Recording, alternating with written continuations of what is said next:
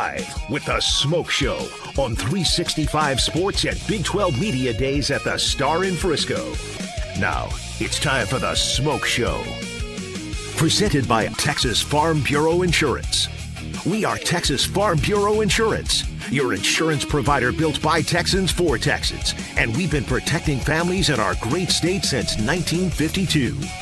TFNB, your bank for life, serving Central Texans since 1889. It's time for the Smoke Show on 365 Sports with David Smoke and Craig Smoke.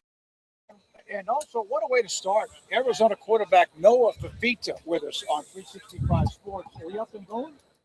Noah Fafita with us, Arizona quarterback. To start off the show here from Big 12 Media Days, Day 2. Craig Smoke, David Smoke, and look at you. Yes, sir. Thank you guys for having me on. Appreciate y'all. You're welcome. Man, I can't wait to see another year with you and all of what you've done so far. How's the offseason been for you and the expectations for Arizona football? Yeah, it's been great. It's been a great offseason. I think it's been different every single year. You know, you come off a great season and then we get a coaching change. Then you come off a bad season, so now we're trying to find our own identity. So this is kind of the first year of continuity. You get your offensive coordinator back in second year. You get the bulk of the offense back. Your head coach and your defensive coordinators back. So there's a lot of consistency there, and I think we've taken some big steps. I think we got some high expectations for this year. I want to ask you, starting off with, where do you get your fashion sense from, and kind of what goes into like the look for today? Yeah, so I'm a big suit guy, so I get my suits from State and Liberty. I think they got the best suits out there. So there's my suits, and then this is actually super special to me because this is kind of a tribute to my grandfather and my grandparents. I think because of my last name, my Tongan side gets a lot of credit. So being able to kind of wear this and shine a little light on my Filipino side as well, show respect to my mom, show respect to her parents. It was super, super fun for me. So tell us about your grandparents and then the what they helped. Yes, you grew up and they're as a role models. Man, my grandparents are everything to me. They're my role models. More importantly, they're my heroes. I wouldn't be here without. I'm lucky enough to have all four of my grandparents still living. So every time I go home, I go see them. I spend time with them. But I'm a product of them. I'm a product of their sacrifices, a product of their prayers. I wouldn't be here in this situation without them. So grateful to them and continuing to just try to work and prove them right. Is that a big part of your you can just, I can feel the positivity kind of emanating off of you and like the leadership. I can sense that from you, just the kind of the very positive, strong mindset you have. Were those seeds planted in large part by them? 100%. They're my rock. They're my foundation. Everything you see from me, it's a tribute to them. It's a testimony to what they've gone through, what they've taught me. You were at the Manning Academy Yes, that week and did great, won it. What was that like, the experience, and just kind of everyone rubbing kind of like their talent shoulders and experience and knowledge? It's awesome. It's awesome for so many reasons. You get to coach kids, which kind of enhances your kind of view of things. You get to learn more things about yourself. You're learning from two of the greatest quarterbacks to ever play the game, in Peyton and Eli. So you're learning from them. You're in meetings with them. You're seeing their process. You get to ask them questions about their preparation, about their work, and you get to take some of those things from them. But I think even more importantly, you get competition with the best. But the greatest thing, in my opinion, about the passing academy is the relationships you build. So you have the top quarterbacks out there, and you're just building relationships with them on and off the field. You go through experiences with them that you could kind of relate to. So like when you play them during the season, we played SMU last season in the bowl game. So Kevin Jennings went to the Manning camp with me. So before the game, we're talking about those experiences, remembering it. Avery Johnson and Jalen Rayner, they didn't go to the passing academy this year, but when I saw them today, we're still talking about experiences from 2 years ago. So I think the relationships are the best part of that academy. We're big fans of Kevin, too. We've interviewed him quite a few times. Seems like a really good dude, as best we can tell from just interviewing him, but a great player as well. But, yeah, big Kevin Jennings fans we are over here. I'm a Kevin Jennings fan, too. He's like you said, he's a special talent. He's probably one of the best passers in the country, but I think as a person, he's phenomenal. So what excites you most? I mean, you talked at the very beginning about all the things that are returning, but what excites you most about coming into this year, and how much are you thinking about, like, this is the last ride? Is that even something that you think about? Like, hey, this might be the last media days. This is the last whatever I do here. Or is that just something you put off until probably the end of the year? No, it's in the back of your mind for sure. I'm a big believer in being in the moment. So be where your feet are, something I try to live by. But I'm trying to enjoy every single moment. Like you said, this last media day, I'm trying to enjoy it. But even more so, I think it puts a chip on your shoulder because there is no more consolation. There is no next year. It's everything I got is this year. This is all I have. So it's all in, whatever I got to go win this year. You know, you make the game look easy, but I know it's not. I mean, you make it look so smooth. When did it just became? Well, when did it become so? Is it easy? By the way, I don't think it is easy.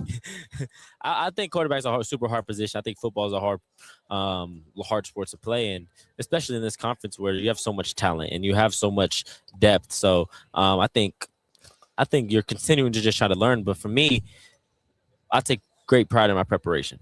I think I try to be the most prepared player week in and week out. So that's why I watch so much film. That's why I meet so much with Coach Deggy and our coaches, is so that the game slows down for me, so that I could play faster once I get to Saturday. Do you have you've been in the Big 12 for a couple of years now. We know how all that unfolded and everything. Have you had a favorite place that you've been, or maybe a favorite memory, fan base or player team that you played against that stands out to you? I think the Big 12 is so underrated when it comes to atmospheres. Our stadiums are awesome. The fan bases are awesome. It's super loud, super tough to play in some of these environments. I think the best atmospheres I've played in so far in the Big 12 would have to be Utah and BYU. Mm-hmm. I think they show out every single time. And then when it comes to my favorite game, we play Utah in 24. I got a lot of history with Utah, so being able to go over there and come out victorious was awesome. Yeah, that's an intense place, isn't it? No doubt. Very intense place. What about where you are at home in Tucson? How has the fan base been, and how electric can that be? The fan base is amazing, and the thing with them is they want to have a good football team because we've been labeled a basketball school for so long. So you go to McHale Center and you see the way Tucson shows up for our basketball team. They want to do that for us as well. We just haven't given them a reason to do it. We haven't given them enough consistency in winning to show up and be confident and be proud of our football team. So that's what we're working towards. We're working towards proving ourselves right, but we also want Tucson to be proud and call itself a football school as well. I've read so much about how integral a part you have been in bringing some of the talent that's come to Tucson over the last few years, and just how, I mean, I'm sure you've had plenty of opportunities that people don't even know about just because you're a talented player, and just, man, you can tell Arizona means a lot to you. It shines through, and it does with other players, but man, it almost seems like on a different level with you. Just the love for the Wildcats, the university, and the people there. Yeah, the university gave me an opportunity when nobody else would. I was super under-recruited as a high school athlete, as a high school player, and the university gave me an opportunity. And even though it wasn't the same coaching staff, the university believed in me, and the city welcomed me. The city welcomed my family. They showed so much love to my mom, and they still do to this day. So that's who you're loyal to. You're loyal to people. And I made a statement when I committed to Arizona that I would bring a Rose Bowl back, and this is my last opportunity to do so. So like I said, I'm all in. Whatever it takes to accomplish that, I'm gonna do. So you were overlooked. Obviously, everyone looks at the size, the height, or whatever, but they did not see, I guess, your heart inside and your competitive desire. Did you ever get down about not maybe getting enough looks or enough interest? To an extent, I would be lying. Like I would see people get offers, and in my mind that I was better than, and there would be some kind of doubt and some irritation in me. But my dad's a big role model for me, and I'm a believer, so I believe that everything happens for a reason. I believe God has a plan for me that I can't ask for or imagine. So I'm extremely excited to see what he has in store. He's carried me this far, and I know he'll continue to carry me. So Brent Brennan, after the first year, I think there was just a lot of questions and a little bit of heat. And then last year, put all that away, and he's locked in. And I guess we've been able to talk to him one time in the last couple of years, maybe twice. What's something that just people generally don't know about Coach Brennan? What's it like to play under him, and what do maybe people just not understand about him? I think what people do see is how genuine he is. He loves his players. He's the ultimate players coach. He cares for his players. He has his players. We go to his house and have dinner with him. We have a great relationship with his wife. His wife's amazing to us. Their kids are always around, and they're awesome. But then I think what people don't see is his passion, and he has some fire to him. Everybody thinks he's this nice guy. He has some fire to him, and it makes you want to play for him. It makes you believe in him, and we believe that he's the best leader for us. Yeah, that was the team. The Big 12 seems like there are 2 or 3 teams every year that may get overlooked, whatever that means. I mean, you talked about that as a player, but that are just not on the radar or thought of as a top tier. And inevitably there's 2 or 3 teams, and Arizona was one of them. What about last year and how you carry it to make sure this is the same thing in 26? Yeah, you just have to go back to work. You got to go back to work. You have to live by the standard, by the culture we've instilled. Coach Brennan's instilled a great culture, and Coach Deggy's also instilled a mentality and a belief. So we're gonna run with that. We know who we are as a team. And then the second thing is we can't be content. We haven't accomplished anything this year. This is a brand new year. It's a brand new team. And like you said, the Big 12 is so deep that you have people from top to bottom. You got every week matters. You got to play your A game every single week, or else you might run into somebody that might surprise you. Anything at this point in your career that you needed to evolve, other than just working hard, keeping your head down, those types of things, but anything about your game itself that you have made a focus of this offseason? Yeah, my leadership, trying to become a better leader. And I've talked to a lot of people that I admire, a lot of leaders I admire, read a couple books about leadership that I've tried to integrate into myself, and then trusting the progression, trusting the scheme. This is year 2 in the scheme now. This is the best scheme I've ever been around. So trusting the timing, trusting my eyes, trusting my coaching points, and just playing in the offense. What makes you tick? I have a chip on my shoulder that's kind of carried me here, trying to prove people wrong, trying to show everybody that they were wrong about me. That's what got me here. But now I'm in the aspect where it doesn't matter what anybody says about me. I know who I am. I know what my purpose on this earth is. And my purpose is bigger than football. It's serving my Lord and Savior, Jesus Christ, and using football, what he gave me, to do that. And then for me, it's proving people right. My coaches that believed in me, my families that sacrificed everything for me, is about them. Thank you, man. Good luck. Appreciate it. So Good much. to see you. And the Filipino heritage, I love it. Yes, sir. The honoring your grandparents. Thank you. Good looking suit. Not everybody could wear that. You can. I appreciate that. Thank you, Noah. Appreciate Thank you so much. Noah Fafita, Arizona quarterback, with us to start the day in Frisco at Big 12 Media Days, Day 2. We appreciate it. Thank you, sir, very much. We are loaded today. It's going to be like a juggling act at times. We have Sonny Dykes. We should have Lance Leipold. We are expected to get Cincinnati coach Scott Satterfield. We also will have Jimmy Rogers of Iowa State and more. So let's start with the news of the day. And Craig, again, the news of the day usually starts with the press conference here. Scott Satterfield of Cincinnati was up on the podium. But before that, Ross Dellinger of Yahoo Sports had a story that mentioned again that there was a meeting of the minds last week in Fort Worth at a steakhouse with Brett Yormark and officials for the Big 12 and also Texas Tech administrators and also officials. So that led to, before we get to what was said there or what was accomplished there, that Cincinnati did get an NCAA letter of inquiry about Brendan Sorsby, and what they knew as they do that with a lot of schools. Doesn't mean that they're saying you're wrong or you're right, but that was a story that we saw from earlier today. Yeah, so it's good to be back here for the final day. Been a less noisy day. Certainly not as much talk about Texas Tech, even despite this story dropping earlier today with the Red Raiders not here amongst some various others.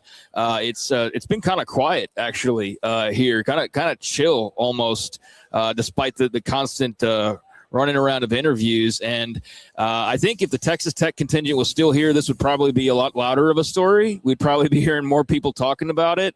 But it is relevant to the overall bigger picture, and to all the people who have been saying, well, what about Cincinnati?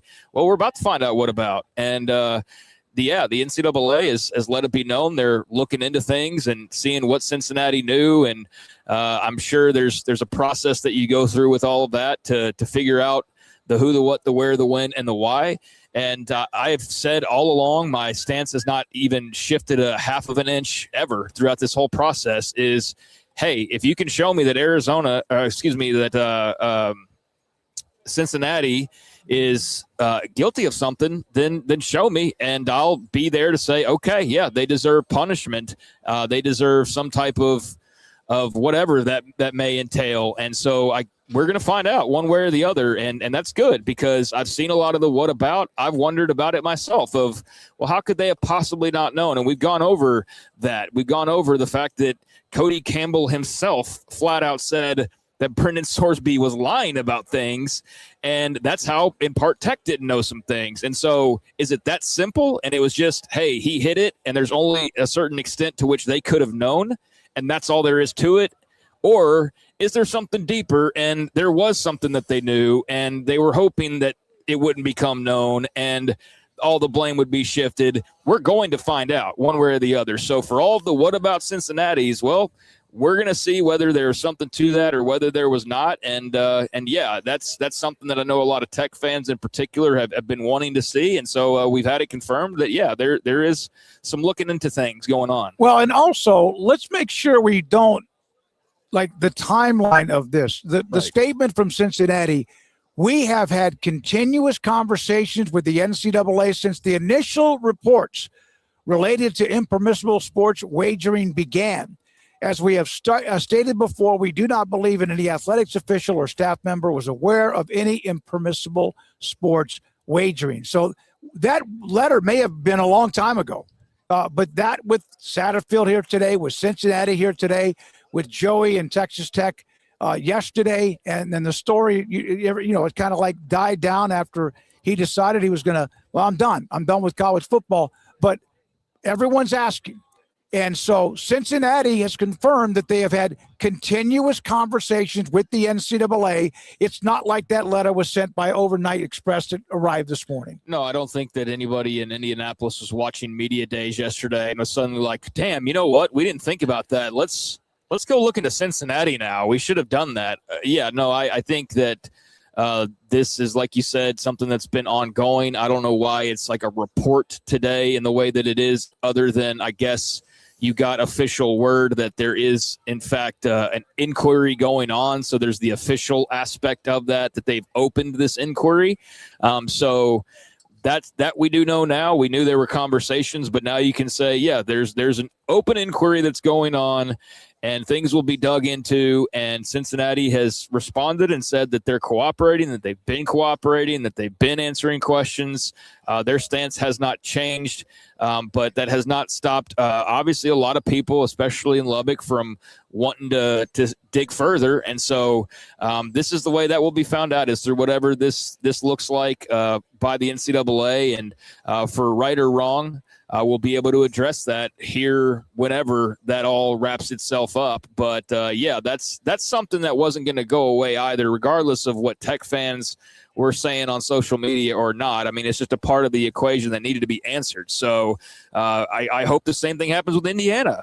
I don't know why they're just not talked about at all, given that's where it started. But same thing with them. If they're cleared, they're cleared. And if they're not, then we address it and we talk about what that looks like. Yep, we will do that. And, of course, there was a story as well by Ross Dellinger about Brett Yormark and Texas Tech executives meeting for dinner in Fort Worth to try to bury the hatchet, so to speak. And maybe something got done. I don't know. But, of course, it's lingering out there.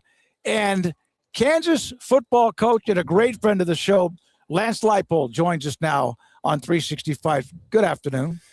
Good afternoon. It's great to be with you. I've always looked forward to this interview each and every time we're here. Yeah, and I got to the point where we traded Jalen Daniels. You had told us about the great kid. We interviewed him last year at this time and traded some text messages about him, and then about the program itself.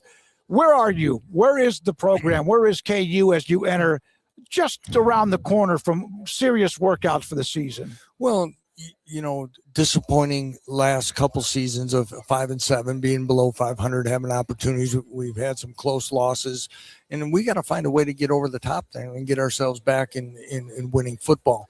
Winning 9 games a few years ago, we changed expectations, and as you know, you can change expectations. Can be, people have short memories of what maybe we inherited and things like that, and rightfully so. We've raised the bar. We want high standards, and we've got to be better. And I think we've added some players. We had 2 large senior classes in a row.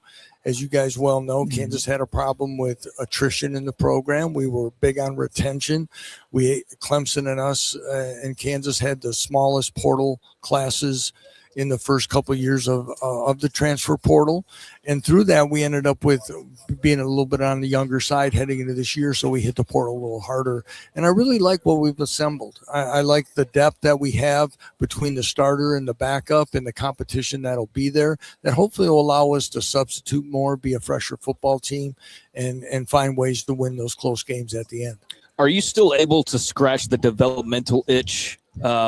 Probably not nearly as much as you used to, obviously, but are you able to still do that to some extent, that you, for the coaches that love that part of it, you get that craving satisfied? Well, I hope some of these new rule changes will help us in that regard. I jokingly said this through the transfer portal recruiting was, everybody says they want to be developed. Mm-hmm. But I said, develop is a code word for playing time. Yeah, for the portal guys, and they say, well, I want to go develop. Well, what does that mean? Well, I want to play, right.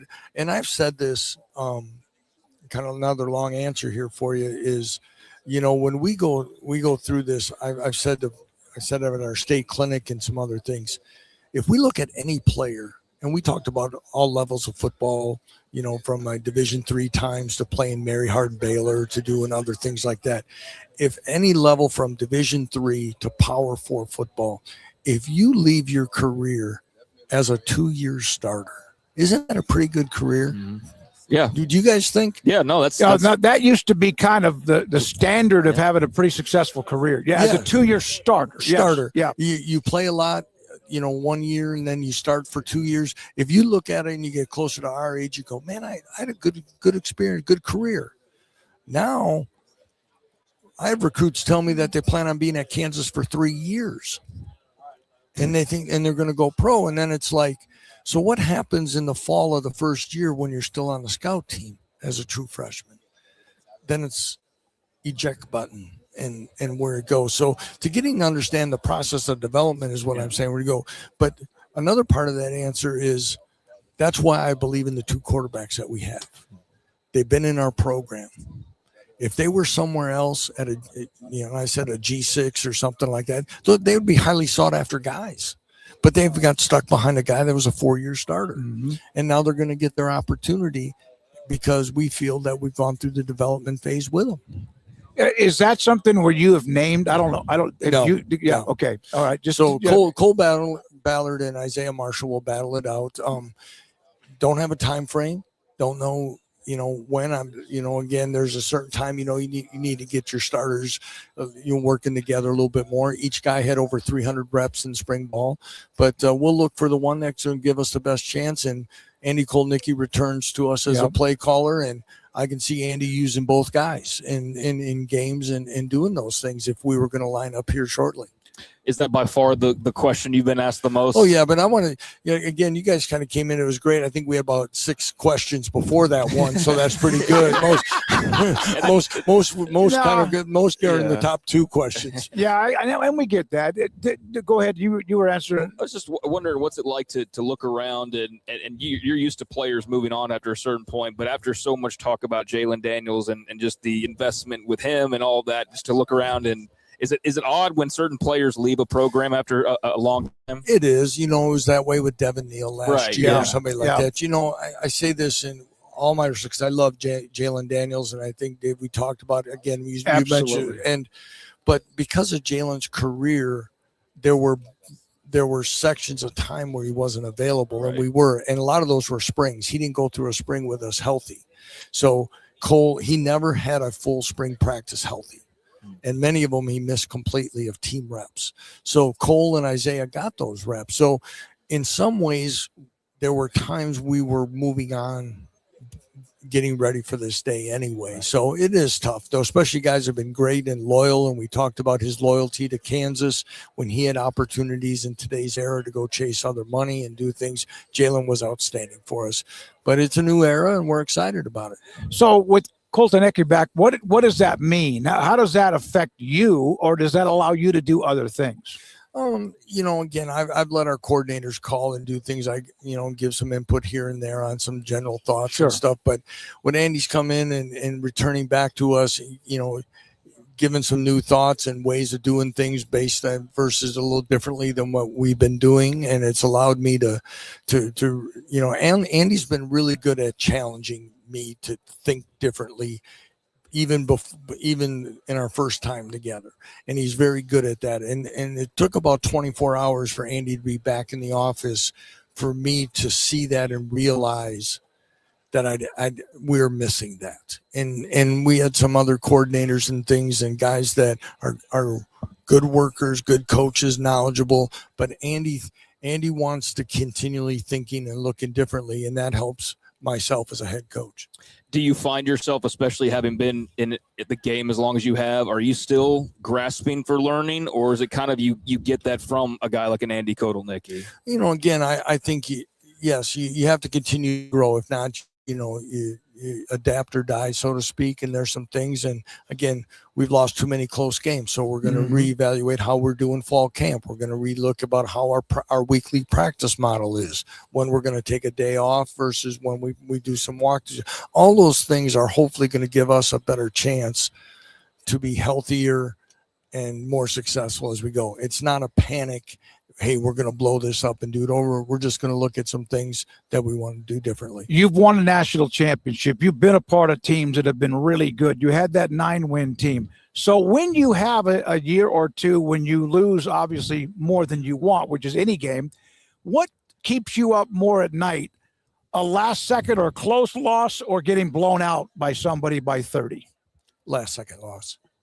Because it's so close. Sometimes whether your team is unfortunately not ready to play or they're significantly better. Like, okay, Texas Tech took it to us. They're a lot better football team than we were last year. And you have to understand that. And you have to go back to work. But losing a close game against Arizona, losing a close game against Cincinnati, those are the ones that really try to gnaw at you, especially when you're one game away from bowl eligibility. And those are the ones that really stick with you. As far as the league goes, a lot of great coaches. I think we've asked you about this in the past couple of media days, but any familiarity or background with some of the new guys that are entering the league this year, or is it kind of new faces you're getting to know? New faces I'm getting to know more. Coach Morris, I really don't. Met him at our conference meetings late May. First time I've met him.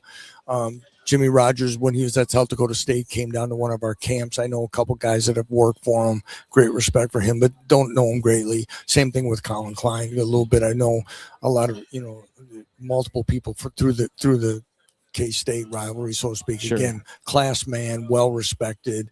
I still talk with Chris Kleiman a lot. Obviously it was somebody that Chris knew that he wanted to replace him as well. So and Coach Gailey just got a chance through these meetings as well, but all good guys. People have asked me, we have a really good group of coaches. There's not I don't believe there's a lot of animosity in there. Sometimes you're in sometimes when you got to sit through a day-long meetings, it's tough to sit in a room with some, but I don't feel we have that in our room. And I think that mutual respect and understanding has helped the parity and what's really happening in our league, because there is such great respect. Yeah, there does seem to be a close-knit group with a little fresh air, maybe in certain cases. One of the stories, as you know, earlier in the year, and for about 2.5, 3 months, it's still kind of there, was the situation with Brendan Sorsby and Tech. I'm not asking you so much your opinion about it, but how do you look at that as what this college football needs to make sure they protect? Yeah, that's a tough situation when you go through, because we have the meetings with sports gambling, and people come in and talk, and they're talked about how things are tracked and where does it come through, especially in that scenario when somebody had switched schools and never played it down. And there's so many factors there, but it goes through anything that you go through with your roster and your player. That especially when it's somebody of an impact like he was projected to be, is that you're always hoping that your players are making great decisions off the field, and ones that don't impact them or their family or their team or the team as a whole. But you try to learn from it, you try to educate your guys, you keep reminding them, and and then hopefully as things progress, everybody comes out of it all right. And just a general question, is it harder? Are there more vices and things that have to be on the lookout for with players these days, social media, all that? Or is it similar and we make too much out of these dang phones and these dang apps and all these types of things?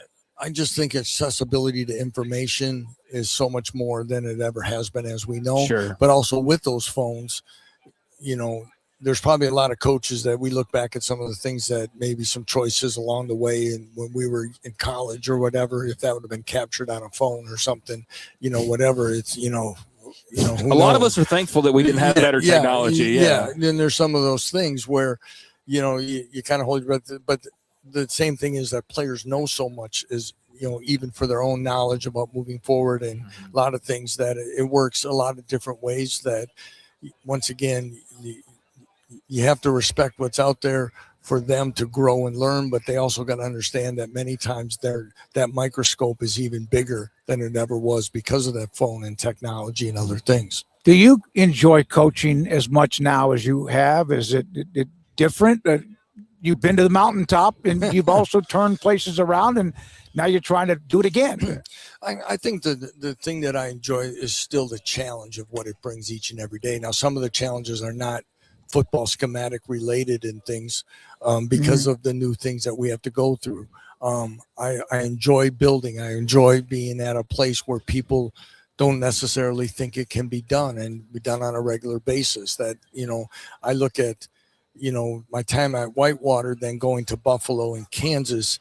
I think Buffalo and Kansas are jobs that a lot of coaches never applied for, never would apply for. But I do know that we've made Kansas different and better, and it's looked at differently, and that's fulfilling. Now it's our job to get it back to being at a point where it's sustainable winning at a consistent pace that allows our fan base to be proud. So if somebody is talking about Kansas heading into this season, and I guess it's a little bit of a cheat sheet, but everybody's talking about your quarterback competition or the guys that you lost. Right. What are people missing in talking about Kansas football this year, maybe? I think we're going to be a lot better defensively. I think we have more depth. I think we'll be more physical. I think we have more team speed. And I think that's going to help translate into making us a better football team overall. I think we have an exciting backfield. I think with a guy like Dylan Edwards is a pretty electric player. Yasan Willis, the transfer from Syracuse, is a big bruising back that can be an excellent football player for us. And I like some of the receiver additions that we've made, along with Cam Pickett, who will be back with us for a second year.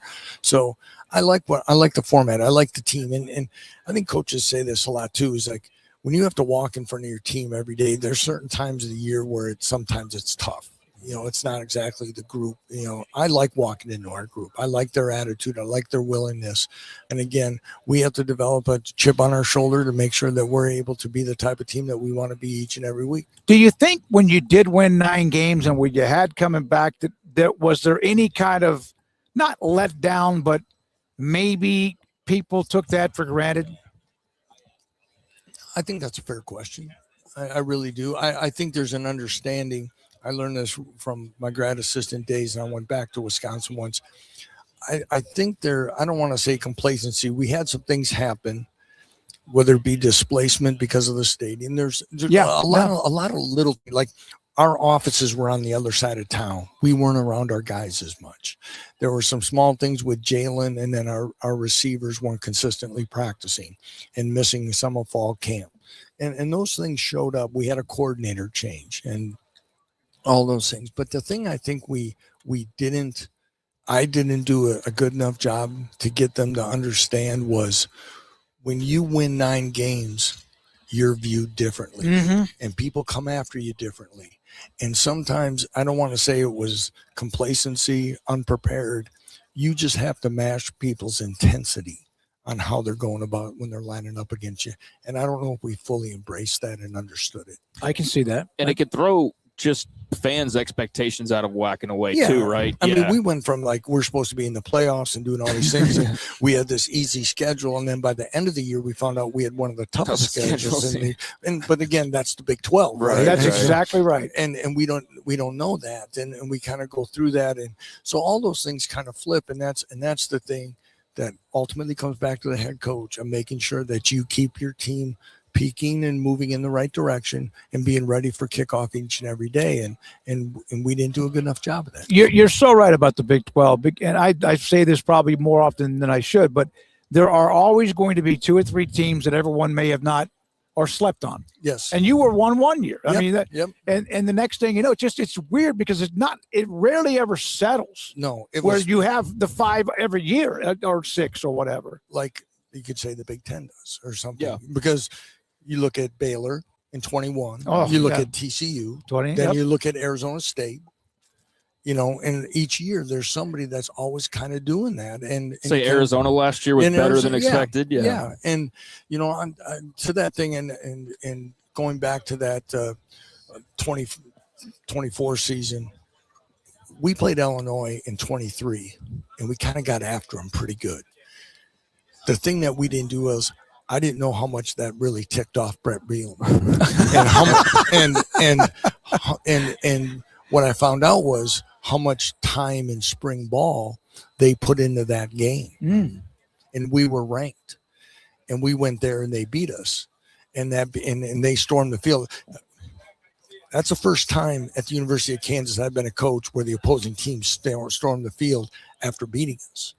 And that's how times have changed. That's a respectful thing, right? Yeah, and so and for them to beat a ranked team and all that was part of it that I don't know if we fully grasped. And I say we, and that's probably a failure on my part. Did you have a daughter that is getting married or engaged? She just got engaged, so you're pretty good on social media. No, I'm following you. Yeah. So what was that like? Yeah. So Dad. Yeah, it was exciting. It was her fiance. Our daughter lives in Louisville, Kentucky now, and she's teaching. And my wife had gone there. They're gonna purchase a home, and he went over and talked to her. We knew it was about getting close, and then he talked to her. And then when we were in Florida before we went to the British Virgin Islands as a family on a catamaran and had a great family vacation. And then we were going to do family photos, and then they also arranged it that the photographer had our daughter Lindsay and Seth walk away and take some other photos, and that's when he popped the question. Cool. So it That was was really cool. Yeah, he's a good young man. she's a fine daughter. We're very blessed, and I think we're getting close to setting that date for next July sometime. Just hope it's not on media day. Yeah. Right. Congratulations. Congratulations. Yeah. Thanks, guys. Well, you'll have an excuse not to be here. Yeah, right. We've had what, Craig, 3 to 4 guests this week in the last couple of days where they were on vacation Yeah. and had to come in Right. for a quick hit and then go back to where they were. Well, that's we're kind of that way. My wife and I are going to head out tonight, and Awesome. and we're going to head to Las Vegas and catch a concert and stuff and some shows. But I know Scott Frost was big on it, and he's one that's like, this is so early and our schedules are so tight to begin with. It's tough. But I respect where the commissioner's at and for us to be the first out of the gate. So it's a balancing act, as we know. But and you said before about different things, that this is one of the things that keeps changing in the profession, the shorter windows. And now we're going to add OTAs and stuff in the summer, and all of that is, we keep adding and doing things that are pro related, but we don't take anything out. Right. Yeah. No, it like, just gets longer. Andy Kolnicki said when he's at Penn State, they modified some of the guys that played a lot of reps, but they got beat in the playoffs. And it was like on Tuesday, the semester started and the guys were supposed to be back in the weight room already. And they just got done with the last season. Yeah. Yeah, you got to have a chance to decompress. And that's the thing we don't understand. You really have to have a chance to decompress. What does the NFL do, guys? When they're done, they are not allowed in the building until after April. That's right. We put them right back in the weight room. There's a lot of business that goes on with free agency and the draft, but you're right. They almost tell them, leave, get out of here. And they're not allowed in. And what do we say? Kids don't love football as much anymore. Well, when did they ever get away from it? I agree. Man, it's great to see you. Great to be with you. Congratulations on the engagement. It's always great to sit down and talk with you, Coach. Thanks. I want to know when you're going to send me one of those helmets like that. I Yeah. put that, that's pretty sharp now. I tell you what, I'm going to find out where because that came to us about a year ago. I'll figure out what we can do. And then you send us a KU helmet. I'll definitely I think we have a mini helmet, a KU We're mini going to helmet. get you a regular one now. You want white, blue, or black? Craig? Ooh, the black is... man, where's Garrett? Where's Garrett over here? You let me know. You Yeah, let me know. we'll let Garrett, you know. which Kansas helmet, if we're going to get one sent to us, a big helmet, white, blue, or black? Blue. Like Okay. Yeah. Okay. Traditional blue. It hits pretty well. Thanks, All man. right. We'll All right. be in Thanks, touch. guys. Thanks, Coach. Thank you, Coach. Great Have, to have see a you. great rest You of the too. summer. Okay. You too. You too. Thanks. Lance Leipold, head football coach at Kansas. We appreciate his time. We're back with more. TCU's Sonny Dykes around the corner. This is 365 Sports. Place Interiors, we elevate your space with elegance and class. We are the exclusive Sonoma tile dealer in Central Texas, bringing you the best in high-end floor coverings that transform your home with beauty and elegant design. Our white glove service and expert consultations ensure your vision becomes a reality as we take you step by step through the process. Call today to schedule your personal design consultation. Visit homeplaceinteriorstx.com. Homeplace Interiors, crafting elegance, one room at a time. Hello, I'm Camille Johnson with Camille Johnson Realtors. We specialize in selling residential real estate agent all across our community, and we love serving all types of families. We have been in business at Camille Johnson Realtors for almost 9 years, and I have been a residential real estate agent for almost 40 years. And we love our partnership with 365. So thank you for partnering with me, and thank you so much to all of my clients who have made our company a success. I pitched in the major leagues for 24 years, and let me tell you, I can feel it in my joints. Shoulders, elbows, and knees. Trust me, pain doesn't retire when you do. I tried everything to get rid of the pain. Nothing worked until QC Kinetics. Baseball legend Roger Clemens and other patients are lasting relief with QC Kinetics regenerative treatments. No surgery. I trust QC Kinetics. You should too. Let's commit to getting rid of all the pain. Schedule your free consultation today. QC Kinetics. Better starts here. Alan Samuels House of Travel is a full-service travel agency with highly experienced travel consultants plus support staff with over a combined 150 years in the travel business. We are ready to take care of any travel situation for you, family, or business, and with the kind of knowledge to complete a seamless itinerary and trip start to finish. We will search for the best deal to accommodate your budget from air, car, ship, your hotel, and even meeting place. Name a destination, and we've been there. We know the places to go. Alan Samuels House of Travel, celebrating 50-plus years in business. Find us on Facebook or at houseoftravelwaco.com. We're back. 365 Sports in Frisco, AT&T.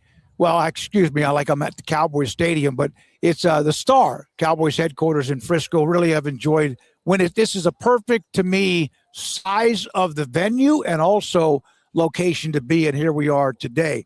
The sponsors of our coverage, both yesterday and today, Camille Johnson Realtors, you just heard, Alan Samuels House of Travel. They set us up for the Airbnb, which was absolutely fantastic. North Star Funding Partners, American Bank, Edward Jones Financial Advisors, and then Home Place Interiors and QC Kinetics. We appreciate all of them for their support of what we do here today. So Sonny Dykes is next, waiting for him to arrive. We've got Utah AD Mark Harlan. He'll be a part of the show today, among some others. Craig, anything else from today other than just the interviews we have? Because we have a bunch of stacked up that we're going to use even Thursday and Friday too. Yeah, I mean, I think going back to what we were talking about before Lance Leipold got over here, and it's good to talk to him as always. I'm rooting for him. I want him to do well. He's a favorite of ours. I think we say that probably about just about every coach, but there's a lot of easy guys to root for and to like in this league. But I think Kansas is a really big mystery to me. So maybe they're one of those surprise teams that ends up being better than expected and a bit higher in the standings. But if not, then, and I think he knows very well that, yeah, there's going to be some chirping going on, and there already kind of is on whether or not this is going to be a longer lasting relationship. But fun to talk to him. And outside of that, I think going back to the Cincinnati Texas Tech thing, the bow on that, I'm glad that we're at least discussing that, and that's something that's going to get resolved. And so that's something we could talk about here in the future. Well, yeah, and have some finalization and no more wondering what if, fill in the blank. The blanks will get filled, and we'll be able to just talk about whatever the reality is. So that'll be good. It'd be clarity. Closure is what I think we need. Sonny Dykes, TCU football coach, is about to join us here on 365 Sports. We appreciate the time. Coach. Noah Fafita on earlier today, and then also with Lance Leipold, and now Sonny Dykes, who I saw at an event back in the spring with the Babe Laufenberg fundraiser. It was great to see you there. Good to see you too. And it's great to see you today. Yeah, that's a great deal that Babe has to honor his son Luke. It's a heck of an event. So TCU, new quarterback, other changes that might maybe bring a breath of fresh air, not so much that was wrong with what it was before. Your thoughts as you are, a month away from really getting into the true workouts? Yeah, you know what? It's been good. We had all our team pretty much, other than about 4 or 5 players, with us in the spring, which was nice. Most of our high school players graduated early and enrolled, and so we had pretty much everybody with us.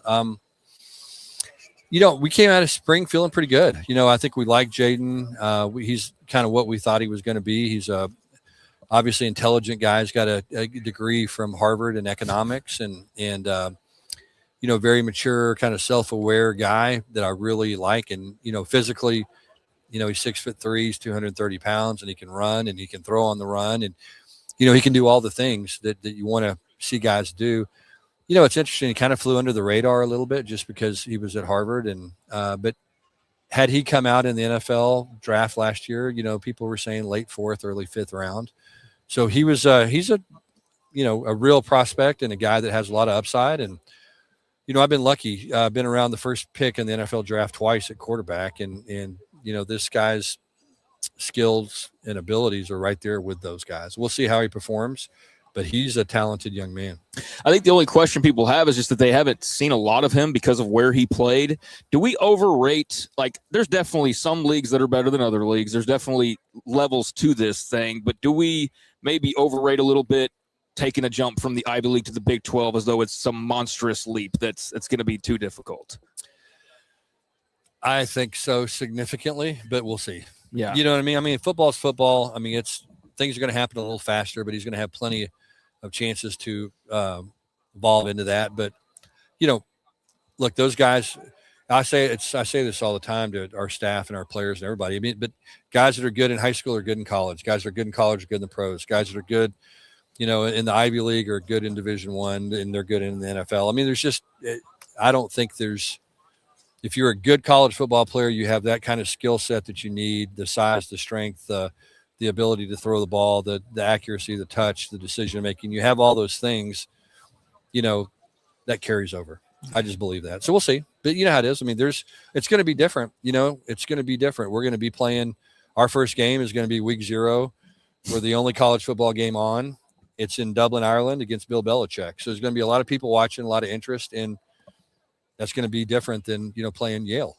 That sounds like a Mad Libs, like the Dublin Bill Belichick first game of the year. I know it does. Yeah, it does. Jaden Craig, but who would have thought Harvard quarterback? I mean, but that's college football in 2026, isn't it? You never know, man. All you got to do is just blink for a second, and everything changes. So I'm sure you've been asked this by everybody, but been over to Ireland? Like any experience over there? Never been. No, I'm excited about going. Never been to Europe. Okay. Yeah, so this will be my first trip over. I took a trip.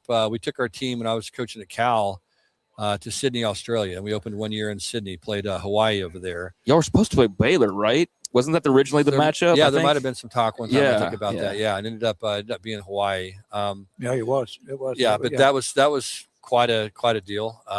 But yeah, this will be different, and we went there early. We were there like a week early, almost I think 8 days early for the game in Sydney. We're only going 3 days early here, so there's all that stuff that you have to deal with. And then, fortunately for us, when we come back, we have an open date. Mm-hmm. And that's the only way that we would agree to do the game. We just didn't want to put that on our players to have to come back get back late Sunday night and try to turn around and play a game on Saturday and all the stuff that goes with it. So anyway, it worked out the way it needed to. Do you reach out to anybody that's done this before? Yes. Yeah. Everybody that's done it before. Yeah. Yeah. We've talked to, everybody from head coaches to travel, people in charge of travel to administrators, just trying to find out, what they would have done different, what they, kind of best practices. And we've spent a lot of time putting that together, and then I'll continue to talk to guys over the summer and we'll make adjustments and hopefully, deal with it the right way. What excites you most about this team? Just our maturity. I think that's the fun thing about our program right now is that we are kind of built with high school players, built with guys that have been in our program for a while, filling in occasionally here and there with some transfers, like like Jaden Craig, like you guys have talked about. But most of the guys that are significant contributors to our program have been on our campus for a number of years, and so they've played in games. They're mature. They know what it takes to play at a high level and win. And I like that about the guys. I mean, there's just it's a no BS team. You know what I mean? There's if you're a guy that shows up late, coaches don't handle it, the players do. If you're, a guy that gets a little too big for his britches, somebody's going to put you in check. And so I like that about this team. We're starting to develop that kind of leadership and that mentality. I think, especially have it defensively, we got to develop a little bit of it on the offensive side of the ball. But yeah, I mean, I like our guys. So having a team that's kind of gotten older, is it nice to still be developing guys? Yeah, I love it. I mean, it's like the guys we brought with us today. Yeah. Marcus Deal has been in our program for a long time.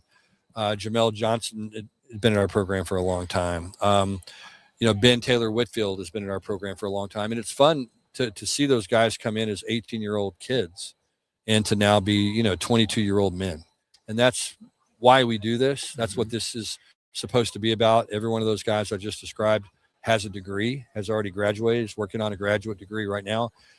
And there's still a lot of good things like that happen in college football. And we're, those are the kind of guys that are the foundational pieces to our football program. Do you think, and you're talking about Craig and Harvard, but do you think that the transfer portal, with its positives or negatives, people now are having much more respect for the schools, the G6 or group of 6 schools or other levels that these guys can play? Yes. Oh, yeah, for sure. And I think that's always been the case. So, I mean, you go back and you look, okay, who's the greatest wide receiver of all time? Jerry Rice. Where did he Mississippi, play? Mississippi. Greatest running back of all time, Walter Payton. Where did he play? Yeah. You start looking at these guys. Jackson State. Yeah, and you start going, it's always been that way. You look at the number of Hall of Famers from Grambling that are playing, that are in the NFL Hall of Fame. And so just because you didn't play at Ohio State doesn't mean you can't play. And I think sometimes we way overvalue that. Really, really good players come from all different places. And when you got to turn over some rocks sometimes to find good players, but they're there. And then our job is to bring them in and develop them and give them the resources and things that they need to be successful. The thing that's going to be interesting when we look back at this time of college football, I think, is going to be, you have these players that have been to 3 or 4 schools, okay? And they did that because they could maximize their potential, earning potential, which I completely understand. However, if they do that, most of these guys are going to graduate or not graduate. They're going to be 30, 40 hours away from graduation. Okay, they're going to have made a significant amount of money in some cases, in other cases, a decent amount of money.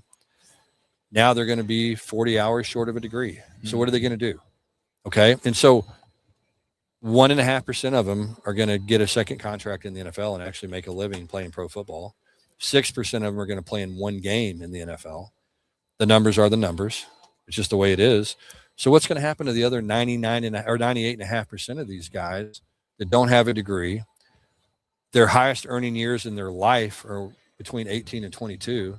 What does that do to your state of mind, your self-esteem, the way you view yourself, all these things? I mean, what are we doing to these kids? You know what I mean? And what are they going to do when they're done with football? And I think that's something that no one is talking about. No one seems to care about. And it's very concerning to me because I think we're going to look back and a very low percentage of these student athletes are going to graduate and have a degree. And really, what have we done? Yeah. We've used them. Right. We've used them. We've given them some money and we've kicked them to the curb. And is that really what college football is about? I wonder. I mean, there's a lot of people that will say, yeah. Yeah. But I'm not one of them. Yeah. That's a great point. I made the comment about how, let's say a player's been to 3 schools, 3 or 4. How do you keep up? I know it's all on a computer, laptop is a database, but how do you keep up with half the time if they're even progressing towards a degree? Yeah. I mean, you have a bunch of people that's all they do. Is look at that stuff. But yeah, and and obviously before you bring them in, you got to know all that. How are they going to fit? What degree plan can they get into? But the problem is that sometimes, I mean, they're not going to be able to graduate if they're there for one semester, which a lot of these guys are. you know how universities are, in particular private institutions like Baylor and TCU, they want you to spend a certain number of hours at that school to get a degree. And so it's just like, what are we doing? Yeah. You know what I mean? I mean, Yeah, you just can't go in and get 14 hours and you're good, right? Yeah, you don't show up at TCU or Baylor and take 6 hours and then go, hey, I'm a TCU graduate. That's not how it works. Yeah. You know what I mean? And they protect the degree that way because everybody else has been paying $100,000 a year for 4 years. And so, you know, they don't want some guy to get the same degree that spent $20,000. So it's a complicated deal. So I know with coaches, it probably gets so tiresome to have the big picture questions. Be like, what about the playoff? What about this? What about that? Is that the highest thing on your mind when it comes to the existential topics of what we're just discussing here? Yeah, Is that I mean, to me, the playoffs will take care of itself. That's whether we have 12, 16, 24, whatever, that's fine. And that's going to be good. I think the more opportunity we have in the playoff, the better it is for everybody. So I think that's headed to a good place. I'm worried about the kids. Yeah. You know what I'm saying? And that's my concern is, you know, forever college football basically had free labor. We didn't pay the players. And there was no other thing in the world that anybody earned that much money and not get paid. So we finally rectified that. But then we've gone so far the other way now that we're not really protecting the guys. Because when I got into coaching, all anybody cared about 10 years ago was your APR. What's your graduation rate? What's your APR? I mean, when's the last time when's the last time you heard those words? Well, that's why I'm like laughing because I'm like, man, I haven't heard that I'm in forever. thinking APR is like some kind of an analytics for who's the best team. I know. Yeah. I mean, when's the last time you heard that stuff? It's been a while. And so again, you know, as adults, we're supposed to look after young people. And I think we're doing a really bad job of doing it. So are you in favor, Sonny Dykes, TCU, are you in favor of, well, no one can make up their mind how to do it. Yeah. You know, the rules are do a professional model because it's basically is a professional league now. How would do you have the magic potion? Yeah. I mean, there's only one answer. And it's very, very simple. We have to have an antitrust agreement, and then we have to have collective bargaining. That's the only way any of this works, because otherwise, if you don't get what you want, you sue. Yep. Or you go find a judge that'll grant an injunction, and it takes a year to get it overturned. And you guys know the game plan. You saw it play out. So, you know, that's the only way, is that we have somebody that's in charge of college football, someone that if you break the rules like you do in the NFL, I mean, they come after you. Right. If you're tampering in the NFL or doing something you're not supposed to do, I mean, they're fining the coach, they're suspending people, they're losing draft picks. They're losing draft picks. I mean, they're doing all the stuff. And right now, there's not anybody that can uphold a rule in the NCAA. And for NCAA people, they've thrown their hands up and just given up. And so is that the lesson, again, that we want to teach the young people? If you ain't cheating, you ain't trying. I mean, I don't think that's not what I want to teach my kids. Yeah. You know what I mean? And why would these players be any different than our kids? And so that's the issue. If we could get those things, I do think with as much money as people are spending now, I think they were worried about the cost. Okay. So we have $22 million now to pay for revenue share for all sports. Okay. Well, now again, most football programs are raising or the top ones are raising another 30. So they're at $45 million. Will you tell me that with $45 million for football that we can't create, insurance for the players, that we can't create 401ks for the players, that we can't get the salaries to where the longer they stay in school, the more money they make, just like the NFL, and do things to actually reward the players for doing the right things, as opposed to rewarding the players for going in the portal every year. And that's the way the current model works. And so, again, we're supposed to be teaching these young people this, and all they're doing is what they're supposed to be doing. They're taking advantage of the system to benefit them the best, because there's no system. Right. Yeah. You know what I mean? And so it's like, why would anybody not do that? Mm-hmm. And again, is that the lesson? Do we want to teach young people that a degree doesn't matter? That, because I believe it does. And I would not want my own children to go and go through that, and get kicked to the curb after 4 years of playing and go, okay, well, now what am I supposed to do? And they say, well, I don't know. It's on you. Yeah. Hope you made money, because not all of them do. Yeah, hope you saved it all. And hope you saved it all. Yeah, because, oh, by the way, you're never going to make this much money again the rest of your life. Exactly. And I hope you understand there's taxes too. Yeah, and again, how does that make you feel? Yeah. What's your self-worth now? Knowing that I made more money when I was 18 years old than I'm going to make at 50. Yeah. How does that make you feel? feel like, there's not a lot of optimism about moving forward. Best days are behind you. Yeah. That's not a good thing. No.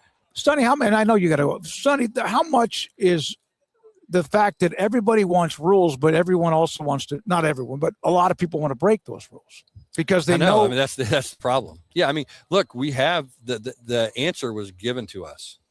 It was real NIL and it was revenue share. Mm-hmm. And that was the answer. And we chose not to play within the rules. Mm-hmm. And that's why we have the mess that we have now. It's because some people just said, you know what, we're not going to do that. And then if school A doesn't play within the rules, well, then school B is going, we're not playing the rules. Right. And then you have what we have now, where no one even acts like they're playing in the rules. And if you are, it's like, you square. Why are you playing in the rules? Yeah, like I said, and it's the same thing. If you ain't cheating, you ain't trying. Right. Yeah. And that again, but like I said, let me say this. It sounds like it's all negative and all complaining and all this. I love coaching these kids right now more than I've ever enjoyed coaching in my life. They work harder. They're more disciplined. They don't get in trouble off the field. They take care of each other. I mean, you wouldn't believe how many of our guys that have NIL deals give money to walk-ons that are paying their own way for school. I mean, you just see these guys doing things to take care of their teammates that are incredible and awesome. And I mean, it's these young people in this day and age. You know, you're more worried about overtraining now than undertraining. You used to worry about guys, you know, hey, they're going to not show up in shape. My gosh, when they have a day off, they go and train for 6 hours and you're trying to go, hey, look, take a day off, you know? And it's just, and so, you know, they're not late. I mean, our guys are in our building every day at 5 o'clock in the morning, pretty much year round. I mean, how many college kids that you know are anywhere at 5 o'clock in the morning year round? They're not in bed yet. Some of them are on their way home. I know, you know what I mean? And so it's just what these guys are doing needs to be, I think, appreciated, needs to be recognized because, I mean, and that's what I love what I'm doing is because, I mean, they work their tails off and they love doing it. And we challenge them and they come back and they say, give us more. We want more. And so it's an awesome time to coach. And I know you got to go, but again, if the adults would just quit screwing it up, right? Yeah, it would be a hell of a deal. No, you're right. And self-interest and all that just creates so much conflict. And you're right. It can all sound sort of negative, but I think that also comes from a place of passion. You can tell your passion for developing kids and for us as media, when we complain like this stupid rule, it's because we care about college football. Sure. And I think that we all have to. I mean, everybody has interests, and I think at some point we have to put the interest of the game, and especially the young people playing the game, in front of our own, in front of our own wants to, you know, pound our chest and go, look at me. Yeah. You know, and I think that at some point we got to do that. Good stuff, man. Okay. Thank you. Hey, Appreciate thanks for it, Sonny. having me, guys. Always good to see y'all. Appreciate your time. Y'all take care. You Thank too. man. Sonny Appreciate Dykes, okay. head football coach at TCU. We're live in Frisco, Big 12 Media Days, the last day. Utah AD Mark Harlan around the corner and more. This is 365 Sports. Place Interiors, we elevate your space with elegance and class. We are the exclusive Sonoma tile dealer in Central Texas, bringing you the best in high-end floor coverings that transform your home with beauty and elegant design. Our white glove service and expert consultations ensure your vision becomes a reality as we take you step by step through the process. Call today to schedule your personal design consultation. Visit HomeplaceInteriorsTX.com. Home Place Interiors, crafting elegance, one room at a time. Hello, I'm Camille Johnson with Camille Johnson Realtors. We specialize in selling residential real estate agent all across our community, and we love serving all types of families. We have been in business at Camille Johnson Realtors for almost 9 years, and I have been a residential real estate agent for almost 40 years. And we love our partnership with 365. So thank you for partnering with me, and thank you so much to all of my clients who have made our company a success. I pitched in the major leagues for 24 years, and let me tell you, I can feel it in my joints. Shoulders, elbows, and knees. Trust me, pain doesn't retire when you do. I tried everything to get rid of the pain. Nothing worked until QC Kinetics. Baseball legend Roger Clemens and other patients are getting lasting relief with QC Kinetics regenerative treatments. No surgery. I trust QC Kinetics. You should too. Let's commit to getting rid of all the pain. Schedule your free consultation today. QC Kinetics. Better starts here. Allen Samuels House of Travel is a full-service travel agency with highly experienced travel consultants plus support staff with over a combined 150 years in the travel business. We are ready to take care of any travel situation for you, family, or business, and with the kind of knowledge to complete a seamless itinerary and trip start to finish. We will search for the best deal to accommodate your budget from air to car, ship to shore, hotel, and even meeting place. Name a destination, and we've been there. We know the places to go. Allen Samuels House of Travel, celebrating 50 plus years in business. Find us on Facebook or at houseoftravelwaco.com. Director of Athletics Mark Harlan with me, David SMOAK, Craig SMOAK, 365 Sports. How much of this being here is just kind of because it's an event and also because there are other ADs, et cetera, your Mark, around as well? Well, it's first of all, a great place to. I wasn't able to get here last year. What a great venue, and I just talked to our players. They're loving it. You know, everyone thinks, oh, you're pulling your players everywhere. They love it. They love bouncing around like this and meeting people. But it's great to have the commissioner here, some of my colleagues, certainly all the coaches. It's kind of a nice little social gathering too before everything gets a little bit more serious here in about a month. You said that you and Brett always have something to talk about. We're talking off air. There's not a lot of things going on nowadays in college football. There's nothing to talk about. Yeah, so right? much for the quiet July that used to be in our business. No, he's just I've really gotten to know Brett particularly well over these last few years. I just love his passion. I like when Brooklyn Brett comes out every now and then too. I love that part of him. But he's just like getting this monster deal done. You know, I'm all in favor of that. You know, it's a new day. And certainly we all need capital, but we also need great partners to be a part of everything. Brett keeps us moving.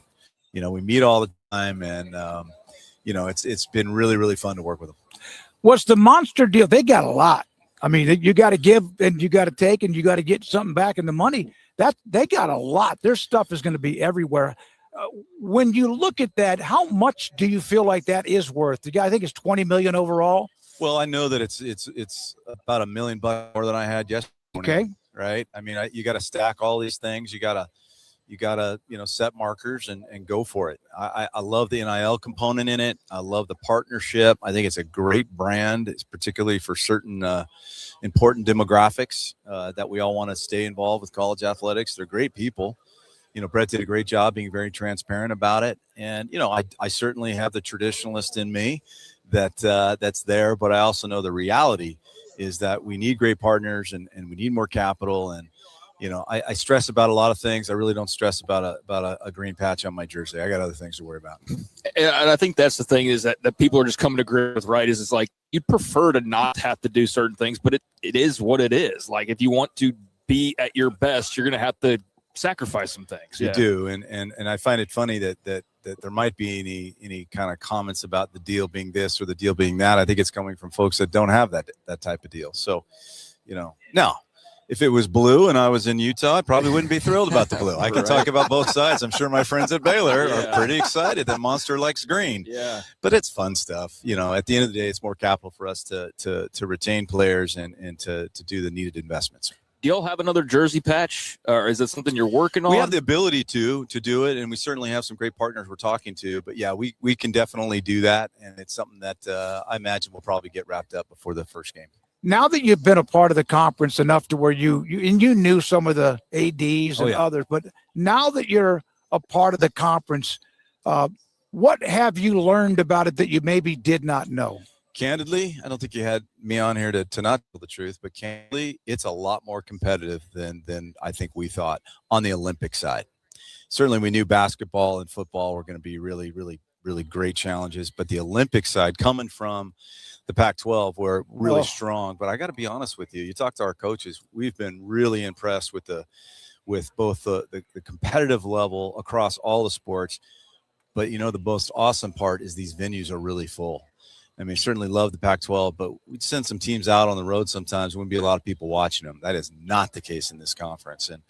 And you know, talking in exit interviews to our seniors these last 2 years, I went through it. They said it was just awesome. It's hard to win in those venues, but kids love playing in that type of environment. They work so hard. They want people watching them play. So that part's been really, really awesome. It's just there's just an energy in this conference that is certainly better than any place I've been. Go ahead. You got no. The Big 12 is. the college football landscape, and we have all the rules or lack of them or everything that nobody knows what we sued or whatever.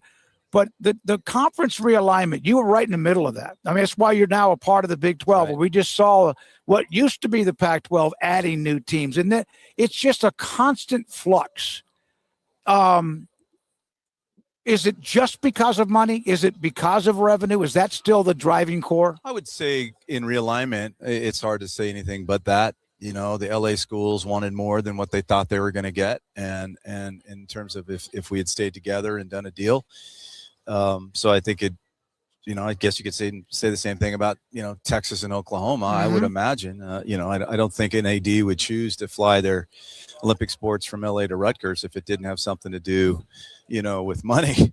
But, you know, as far as is, you know, I feel like we're in a little bit of a settling period. We know those deals are going to be up in 30, so we'll have to wait and see. But, you know, what we like to say is just control your controllables. We were so blessed that Brett in the Big 12 was so interested in Utah. There was never really olders there, like maybe my friends up in Pullman and Corvallis, because we felt like we worked really hard and the communication with leadership of the Big 12 was really strong. But I imagine other places it was more stressful. But we were just really, really lucky to have a place to go to in the Big 12. Initially, you would rather not that had happened, well, you want to be a little bit more regionalized, you know, particularly with your Olympic sports. But I mean, if you ask a men's basketball season ticket holder in Utah, they're pretty damn happy when you see these teams coming through. Certainly, we miss some of our old friends, you know, and competing, but we're kind of picking those off in non-conference games. We're all trying to be deliberate about that, playing each other when we can. You know, we try to make the best of it, but we are really, really excited about where we're at, I can assure you. Your fan base can, like, at least initially, it was a hard pill to swallow. Do you feel like that's been an evolution, a slow? How would you describe the fans having to adjust? I think it's kind of a natural thing. You got to remember in 2011-12, when Utah got into the Pac-12 off the Fiesta Bowl win. I mean, it changed the university. It brought in tremendous amount of new students, and AAU status, you know, came about. So yeah, there was a little bit of that. Change is hard, right? You know, we got reunited with our friends at BYU. Which is great, you know, to have those games really count. You know, we've been playing them in every single sport non-conference anyway, but to have that count. But I think people are really coming around on it, and I think they're starting to really respect, you know, the league. We got a hell of a football team, and we won 11 games, and we still didn't make it to the championship, right? That tells you, you know, what this league is, and our fans have a lot of respect for that. Morgan Scally transition smoothly. He's there. Obviously, Kyle Whittingham now is at Michigan. How was that as far as dealing with the change, losing a legend, but also knowing you had somebody who was front, center, and ready? Well, we were really blessed to have Morgan here and ready to go, right? I mean, I've been working with him for 8 years. I you know, coach in waiting is something that Whit and I both thought would make a lot of sense when we did it. You know, a lot of times in these jobs, you talk to athletic directors. I've been through it. You know, your biggest thing you do is hire a football or basketball coach. And sometimes you meet them, marry them, and attach your reputation to them, you know, and your career to them. And you don't even know them that well. Not the case here, right? Morgan was trained by the best, and Kyle. He's also putting his own flavor into the program. I mean, I had to call him on December 26th, say, Morgan, we got a little change of play here. You're going to be the head coach. And he's like, what? And then from that moment on, he's just been great, and handled the portal, which was a little spicier because of some of our kids in Michigan and some of those things. But everything he handled so well. And we're ready to go. A lot of energy. You know, I wish Kyle the best. A lot of really good people went with him, and I stay in contact, and it'll be fun. Maybe we'll catch him in a playoff game. That'll be great. But wish them the best. But we're really blessed to have Morgan, who knows the culture, going to put a spin on it, and we're going to get after it. You know, when that happens, you can have scars that aren't healed because of change. It seemed like everybody kind of knew it was time. Well, I don't want to go back and revisit all that. I would say this. I would say that, you know, Kyle at Michigan is a really good thing for the Whittinghams. You know, I mean, he was so committed to this university for 30 years, an assistant head coach. And he gets to go to a place where maybe he's not having to make the argument for funds that he has to sometimes had with me periodically. Right. So I wish him nothing but the best. But again, Where Utah was really blessed was having Morgan Scalley, who had multiple opportunities, head coaches and other coordinator jobs that he had turned down because of his love for the University of Utah. Yeah, I can only imagine how many phone calls his agent probably got during various carousels inquiring. Yeah, I can only imagine. So going back to just like being in the Big 12 and kind of getting familiarized, do you have a particular place you've been that you've learned more about, an experience that you've had that, you know, is just unique to this partnership nowadays? Yeah, I mean, first of all, I haven't been everywhere, you know, but wherever I go, it's full. I mean, I remember going out with our basketball team to West Virginia and just how maniacal that fan base. Had a great win there too. It was awesome, but just how kind. I mean, I know there's this thing, you know, and everybody is throwing this or doing this or whatever, but that's kind of gets the headlines. There's this real appreciation, I think, by the fan bases. I think our first big road game from football was in Stillwater. That's when we were both ranked. That was our first year, and I think we were 12. They were 14th. We both didn't have great years. We fell apart with injuries, but man, that place was electric. The paddles. Yeah. I saw those. Yeah. Is there a problem with the paddles? I didn't realize that.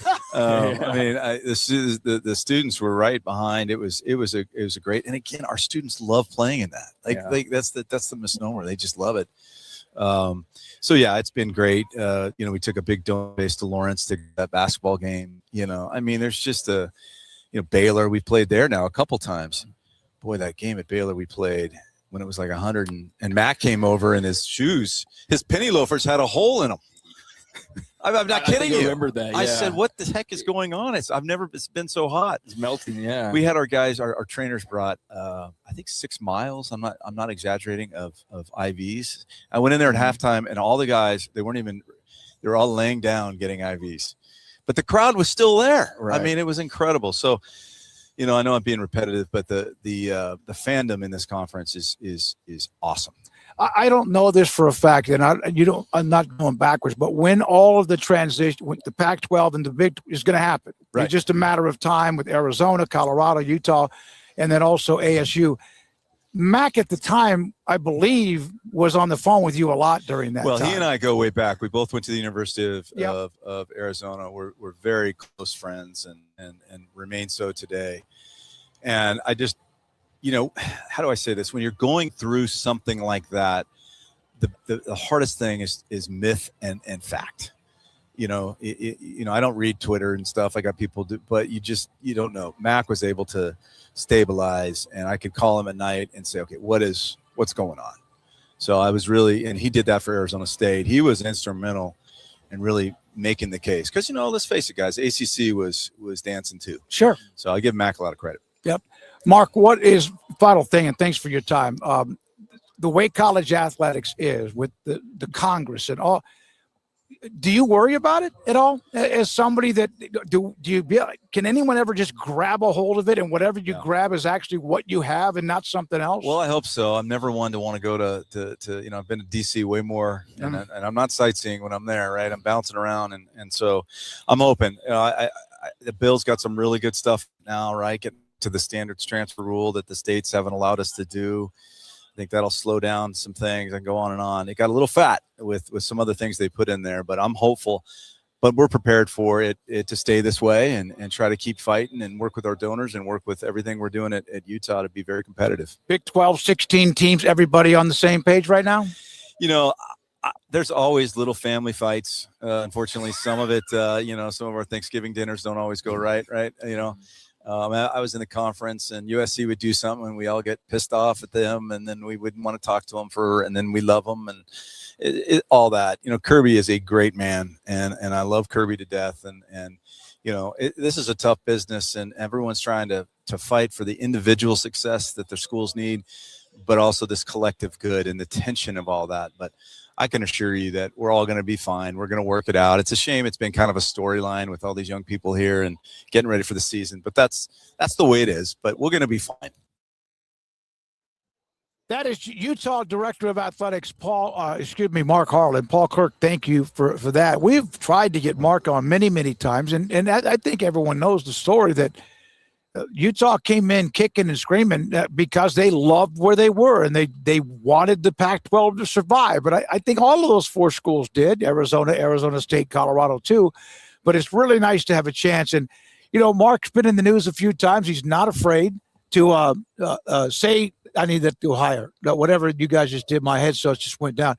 He's not afraid to say how he feels. And so good for him. And it's good to have him on and get him on the show on record with us on 365 Sports. Yeah, no, it was good to talk to him, and a lot of interesting thoughts and comments on his part that I think he's a little bit more transparent than I anticipated, but in a good way. And we talk about Utah, but we haven't necessarily had a ton of guests outside of a reporter here and there. That's on their end more than ours. But we've had, I think, Kyle Whittingham maybe one time when he was, we had him at a media day once or twice. We had Whittingham here once or twice, and then he also had him a couple of 3 times the week before they played Baylor, too. Yeah, so we talked to him a little bit, but outside of that, we'll have to wait till next year or maybe sometime during the season for Morgan Scally. But good to see that they are positive and optimistic about what's to come and how things are going. And very excited to see how all this works out for them with this new era and this changeover. And they're a team that's very interesting because they do have a lot of elements to like, but there are a ton of question marks that we've outlined or talked about at different points, particularly on the offensive line and the defensive line. But if those things work themselves out, then I think, they're a very good and dangerous team. And even despite the coaching change, I think people still view Utah the same way they viewed them the last few years. So it's just upon him to keep that standard going and to raise it if at all possible. Yeah, he was Paul Kirk has been helping me try to get Mark on, and he I thought he was fantastic. And he also said, hey, we're good. We're good. I think he realizes that maybe because they were so successful in the Pac-12 and like that setup, that initially, anytime, when you're told to leave, right? When the government or Uncle Sam says, hey, you're transferring to Tempe, Arizona, Luke Air Force Base, you can't argue with them. But in college football, you never know where you're going to be next. Yeah, I mean, I totally understand. I think it's kind of strange sometimes to sit there and judge some people for saying things that you would say too if you're in the same position. Like if the Big 12 was your goal to be in and all of a sudden it fell apart 4 or 5 years into it and you had to suddenly be shifted reluctantly to another league, you're probably not thrilled about that, but you get over it and you move on and you make the best of it. And it sounds like that's what he's done. I know Utah fans are hesitant to do that, and some of them are very vocal about it, but he's another voice of Utah that you can say, well, not all of them feel that way. And so I'm certain some of it is probably just the politically correct answer, but he kind of strikes me as a sort of a no BS guy too. So I think they've enjoyed a lot of elements of this new partnership and understand that you're all in it together, even though I know that's kind of been a taboo thing to say over the last 24, 48 hours with this league. But I appreciate that he is also willing to talk about some of the not so fun things or the problems or whatever. So got a little bit of everything there from Mark Harlan, and just really appreciate him joining us and giving us some Utah flavor there. So here's where we are. We have Jimmy Rogers, Iowa State football coach. He'll join us at the end of this 4 o'clock hour, maybe in 35 minutes or so. We're getting ready to have Cincinnati's Scott Satterfield join us in just a moment. He has been part of the day today and a lot that's going on with Cincinnati and some of the stories that we brought up as well from earlier today. And in fact, we have him right now. Scott Satterfield, head football coach at Cincinnati, with us on 365 Sports. Thank you very much. How's your day going? Oh, it's good. It's winding down. Yeah. Which is a good thing.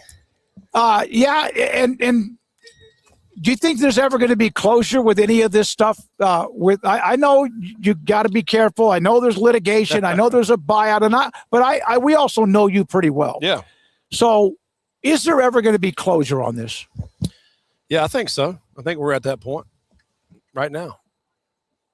That's what I think. Yeah, I mean, it seems like there is an end to everything, right? And so it feels like whatever is going to be whatever it is. Yeah. So how difficult is it to try to focus on the present or future for you when you're constantly kind of being tried to be dragged to the past? Yeah, I mean, I really all we're doing is this summer is focusing on our guys. So really, that's all we're focusing on. I don't really get on social media, so I don't see anything that's been written or said out there. So, I know what we've done and how we've handled things, and I'll just focus on our guys. I think that's all that I can do at this point. Last thing on that. Is it because there's still things that are open, you can't say much at all anyway if you've wanted to? I think so. I think that's probably the biggest thing. Yep. So, how has Media Days treated you in general? and I respect that too. Like, that's part of what it is. Yeah, so it is. How has the off season for your football program treated you? What stands out to you about what the last few months have held? Yeah, no, I think for us, we've just been around our guys. It's been awesome. It's a joy to be around them each and every day. Our guys are great kids. They work hard. They're very competitive. They want to be good. We didn't end the season like we wanted to last year. It's a bad taste in everybody's mouth. So you want to come back strong from that. We had a great first start, the season, won 7 straight. I mean, that was awesome. And, you played 4 teams at the end. They were all good teams. I mean, BYU and Arizona and TCU and Utah, they were all really good teams. And we didn't win any of those games. And so, for us, it's about getting that bad taste out of our mouth. And these guys have worked their tails off this summer. We're anxious and eager to get back on the field. And I think, with the bunch of guys that we have here, we feel like we got a great chance and a great opportunity to have a good year.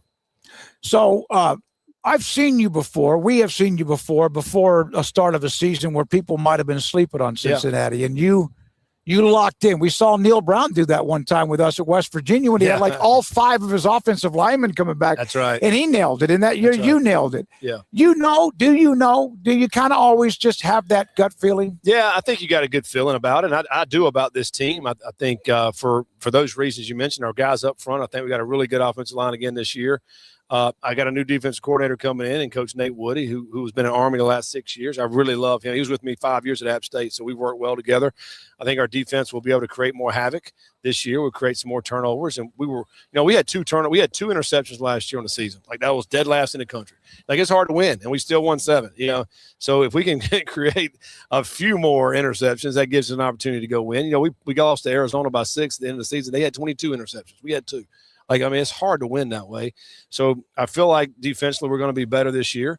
We got our kicker back, our punter back, and our long snapper. I like our special teams. So I like J.C. French, the kid we brought down here. I think he can really spin the football. I mean, he had a great spring, a great leader.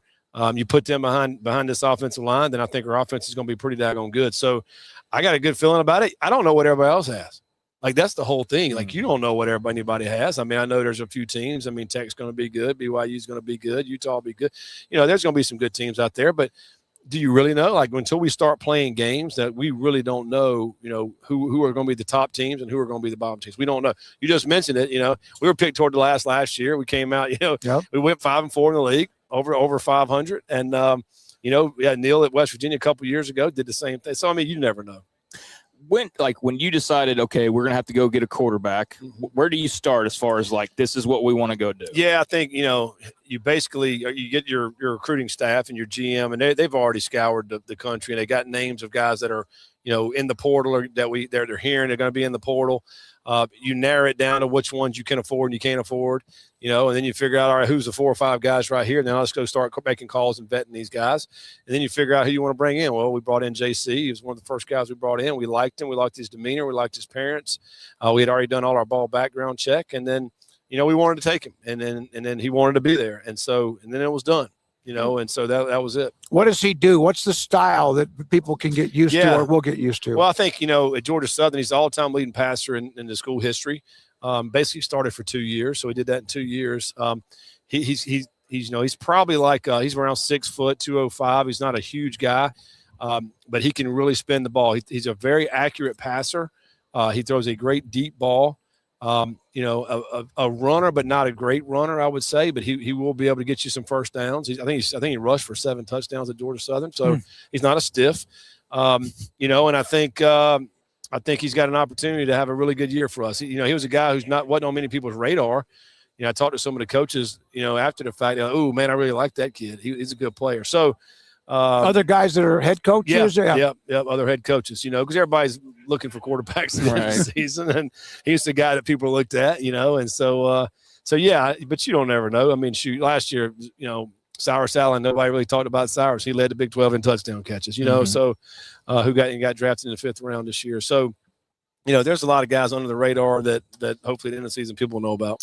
So I've been asking the last couple of coaches we've talked to this. Do you still feel like you get to develop guys as much anymore? And where is that in terms of the things that you enjoy the most about being a head coach? Yeah, I mean, this guy right here, Evan Tansenall, 2025 AP All-American third team. We signed him out of high school. I mean, so we developed him pretty good. Yeah. And he's one of the top guards in the country this year. So, he developed him. Antoine Peak was a walk-on, and now he's at Media Day his senior year. Like, we developed that kid pretty good. Taryn came in from Ball State, and this is his 2nd year with us. He's a really good player. So we got several guys. Jake Goldie got drafted in the 2nd round last year, who we got out of Central Arkansas. We had him for 2 years. Like, we helped develop that guy. Shoot, I mean, Sorsby, we helped develop that guy the last 2 years, and so there's guys out there that we've have brought in our program that we helped develop. I feel like, so yes, you can do it now. Is it harder? Are guys less patient? Yes. There's no question about that.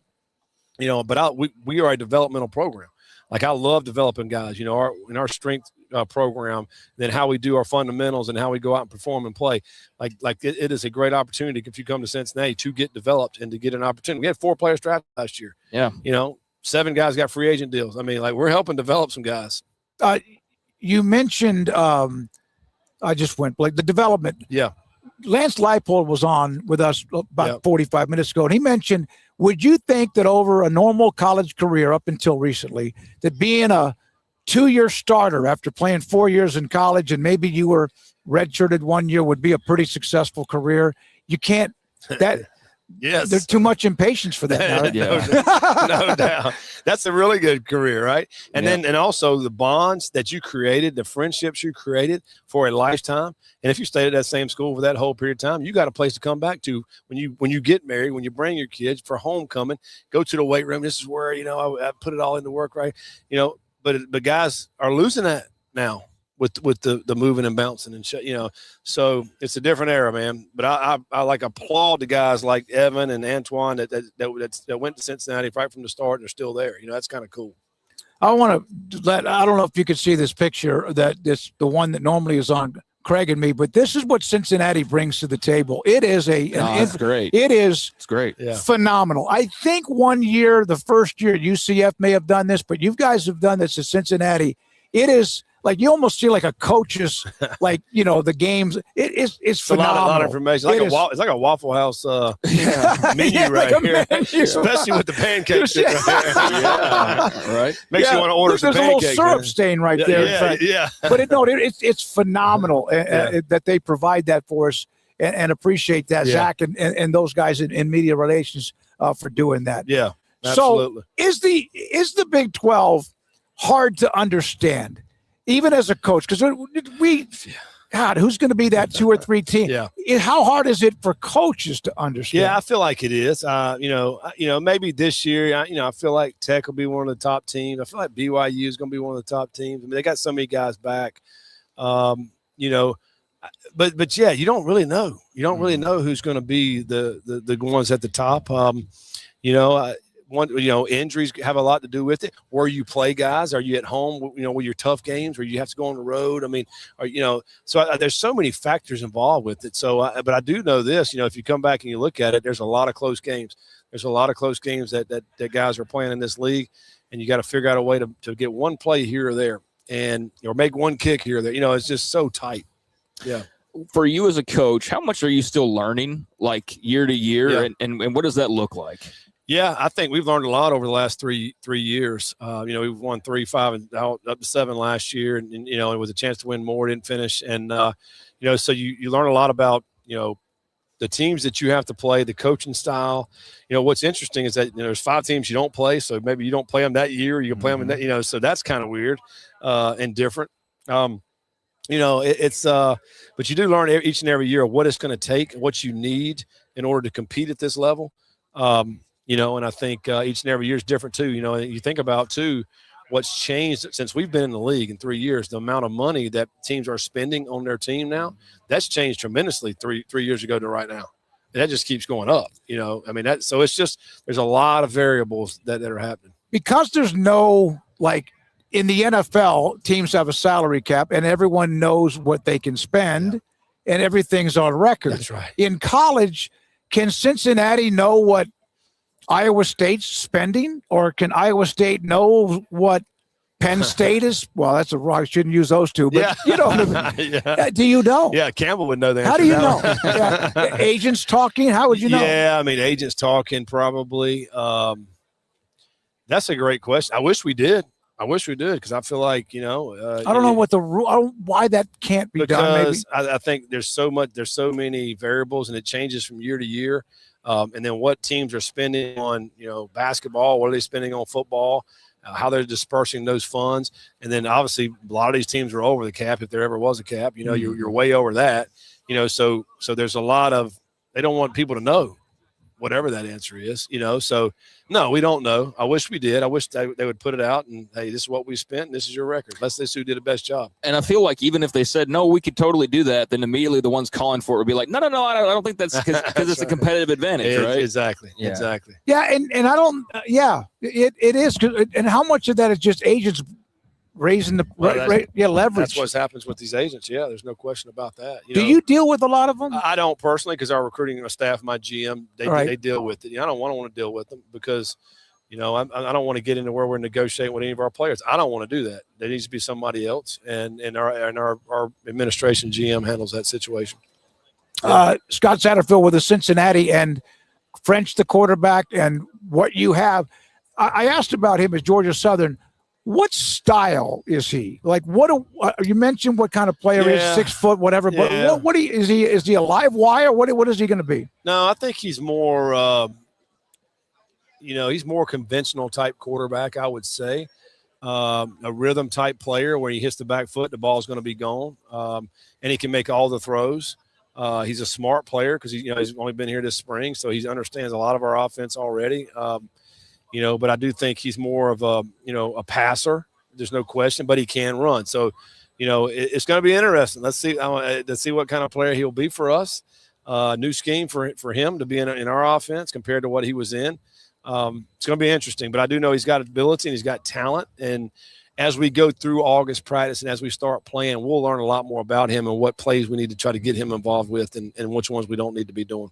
Been asking everybody this. Do you have any familiarity with the new head coaches in the league? Not really. I think, Colin Klein, I'm very familiar with. I think more so, of course, Utah's, he was a defense coordinator, so they do a great job on defense. Iowa State, not familiar with him. And then Eric Morris. And then Eric Morris, just kind of followed Eric in his time at North Texas and kind of how he's moved up, and he's done some great things. So we don't play Oklahoma State this year either. So probably glad because I think that quarterback's pretty good. Yeah, no, he is. He is. And who he has been with at quarterback everywhere he's been. I know. He's always had a Cam great Ward. quarterback. Oh my God. Mateer. Yeah. He's found some quarterbacks that nobody else can find. Yeah. I mean, and then they become great ones, so he's got a little bit of a magic touch, but he's done a great job. Okay, so going back, I know there's this thing out there that you can't talk about legally as part of anything. No, what I want to ask, though, from a locker room perspective, like, is that something that you feel the need to address? Is that something that doesn't matter to a locker room? Like, I'm just curious from a coach's perspective. The thing that we talk about and address is do's and don'ts of college football and what you can and can't do. And so we educate our team, and we will continue to educate our team.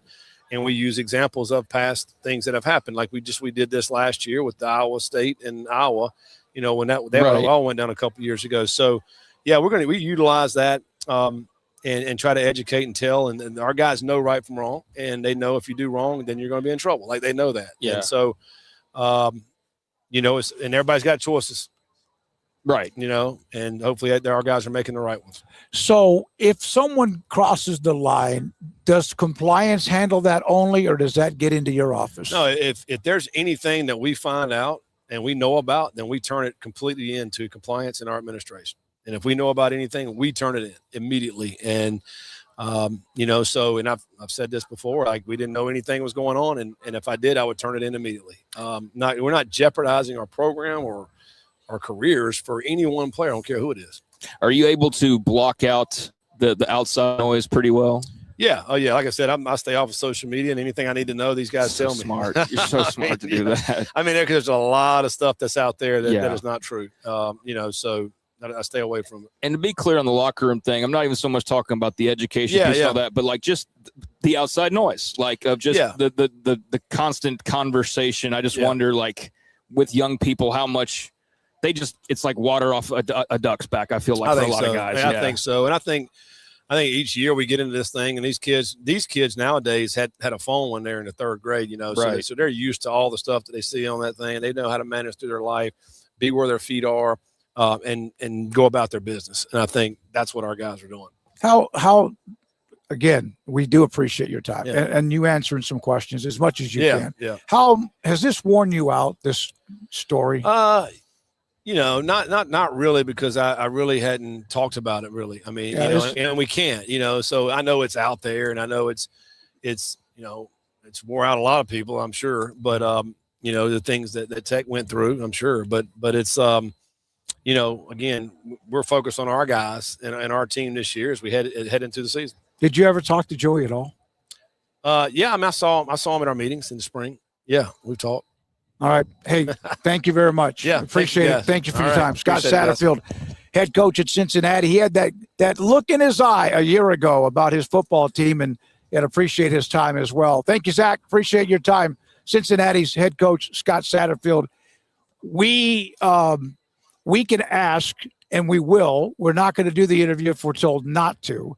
But there's still so much, like Joey was able to talk about anything because that's over for them. Yeah. Basically. And also think of today specifically when the top headline on ESPN. Well, when Ross Dellinger's on it, and he's an incredible columnist. He's on it, and the story is about the inquiry. And again, I dug around. I did ask. Schools get those a lot. It doesn't mean that you are being accused of something. It is, we need this kind of information. And you know what? Good. Let's find it, get it out there. Let us look at it. Let everyone look at it. And then eventually, as I said, do you think there's going to be closure? And he kind of made that comment. It's like, I think it starts now. Well, that's what I've been saying is like, for whatever you want to say about what you think happened, we're going to find out. Like, that's it. Like, we're going to find out. So I look forward to whatever that is. I hate that for Cincinnati fans, this is kind of thing that hangs over them much the same way I hate it for Texas Tech. I mean, talking to Joey yesterday about how they had everything rolling as well as you possibly could. And then all of a sudden that hit, and it turned the whole narrative of the offseason from like how good recruiting was going and how great the fundraising was and how popular they are and how much they're winning to only about this one guy and this one story, basically. And a lot of arrows thrown their way.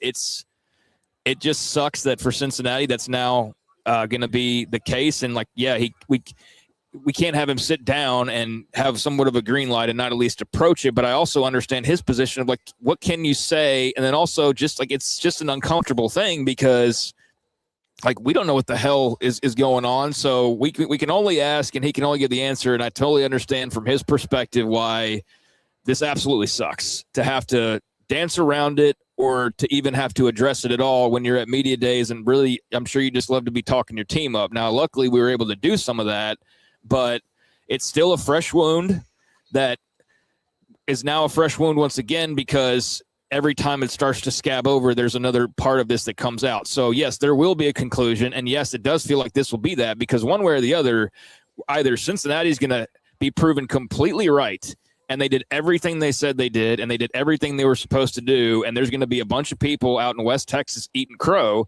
or that's not the case. And there is going to be some people in the state of Ohio that are suddenly saying, well, we did nothing wrong, that are, and so we'll at least know, and then we can know, and then we can move on, and Tech can go back to winning and being at a really all-time level of momentum and all that. And Scott Satterfield in Cincinnati can focus on their business and not have to constantly address the guy who doesn't even play for them anymore. So that'll be good. It just, I don't know. It's interesting, and yet it also kind of sucks. And I can see where when you're in his position, especially if you've got nothing on your hands where you're sitting here almost being accused or in roundup, are you directly being accused by some people? He is very smart to stay off social media, but for that to just be a thing that's around, it's not fun. And it's just really unfortunate. And this is what the deal is, though. I mean, this is the byproduct of that story and the after effects of it all. And that brings me to this. We have these shows. We're live, and there's a live chat room, and I see it. Craig, if Craig needs to know, he knows. But I want to bring this up because then we run the replay of the entire show, and then there's even messages that come after that. And I just want you to know that if you ever feel like, no matter what fan base you're attached to or not, or something that you ever want to say to us about an opinion, coverage, a lot of people don't care. There's people that do shows that just don't care. I always have, and sometimes probably more so than I've been told I should. But there are and have been a couple of comments this week about our coverage with the Joey McGuire interview, and even with the coverage of what we've said or not said enough of, I guess, or Cincinnati, where there's just a couple of comments that are in those replays that are just email me. I'll call you. I really will. Craig, you don't like me when I say that, but for example, you want to read one? Yeah, I'd like to know what the criticism is. This is from Old Texas Tech Man who's in the chat room. I don't know if he was there today, but he has been in there, and I think he's a incredibly passionate and loyal Texas Tech fan. His name may be Frank or might be Sherry. I don't know. But after yesterday's show, 2 or 3 comments that were already negative. One of them was the smoke. This is on our channel after our show. Okay. The smoke show is horrible. Bad host. Co-host. Okay, yeah. They believe lies like Cincinnati that they knew Sorsby was gambling and still played him proof. That got a little bit jarbled there at the end. I just don't. Okay. Hold on. There's another guy that said he hopes and can't wait for Brett Yormark to have a health incident or something like that. Are you serious that you feel that way about college football enough to say that about a human being? That's a little bit sick. Well, it sounds like what a 12-year-old would say, or just an adult that's not developed properly would say something along those lines to go to that length. And so here's the deal. It's a big world. Everybody's got opinions. My opinion's not changed on this. I've said from day freaking one, if Cincinnati's at fault, show me and then follow through and punish them accordingly. Yep. Never once have I said Cincinnati is an angel and they did nothing wrong. No, I've said all along, and we've explained and 2 or 3 times of what Cincinnati's stance has been all along. And so that's what their stance is. They've been very public with how they've handled it. They've been short and to the point, the opposite of Texas Tech a few weeks ago. And that's all they can do. And they're trying to be smart about probably not talking themselves into some sort of a trap, right? And so all you can go off is what they've said. Now what we'll go off of is whether that was true or not. And that's what we'll find out. But I'm not going to sit here and go on some unhinged rant about Cincinnati, this, that, and the other. They deserve the death penalty, because I wasn't that person with any of these stories, similar, not in the actual specificity of it, but in any of these big scandals. I'm just not a guy who goes and burns people before the trial, and I never will be. So if you're looking for blood because you want me to kill the guy before he's found innocent or guilty, well, then go find something else to listen to. But also, I will say, we've got a lot of great people that watch. Incredible. And one unhinged person does not need to be factored in like their voice is all that important. That's right. Because you're talking about one single person saying some just something that I don't think even people who probably agree with the overall point would ever agree with the way that they put that. So that person just needs to take a lap. What was the other one you said was about the Brett Yormark? No, that's the one I'm talking about. What was the other comment? The other, well, it was about the host, and that would be with me. I know, but I don't remember what the comment was. It's a terrible show, terrible host. They're the ones that continue to have sided with Cincinnati. Okay, yeah. So you're accusing bias when you're the one operating under bias, because in your head you're hearing what you want to hear, which is us saying that Cincinnati's never done anything wrong. As I've explained multiple times, we know what we know, and now we'll find out the next part. And if and when they do find out that Cincinnati knew something, guess what we'll be talking about? We'll be talking about, wow, Cincinnati covered this up. Cincinnati actually lied, and then they did this. But I'm not going to call them liars and do all that when I have no proof to do that, right? So I think speculation is just part of this in general. I know there's a lot of very heavy emotions and feelings, particularly in Lubbock, Texas, but my whole thing all along is, like, you're never going to convince a Texas Tech fan who's unhinged that it's not about Tech, that it's about the action. My whole thing has been the entire time, if he was the Pittsburgh quarterback, my opinions would all be the exact same as they've been this entire time. But Texas Tech fan thinks that Texas Tech's getting picked on, and they get defensive and want to lash out. So that's just somebody being childish, and we don't need to give the children any more time. All right. Thank you very much, Craig. Appreciate that. There was one more note on this, and that was one of the other comments that we spent too much time on it. Well, again, stick your head in the sand. It's a story. It still is, even though we thought it was starting to. It's literally the top headline on ESPN right now. Yeah.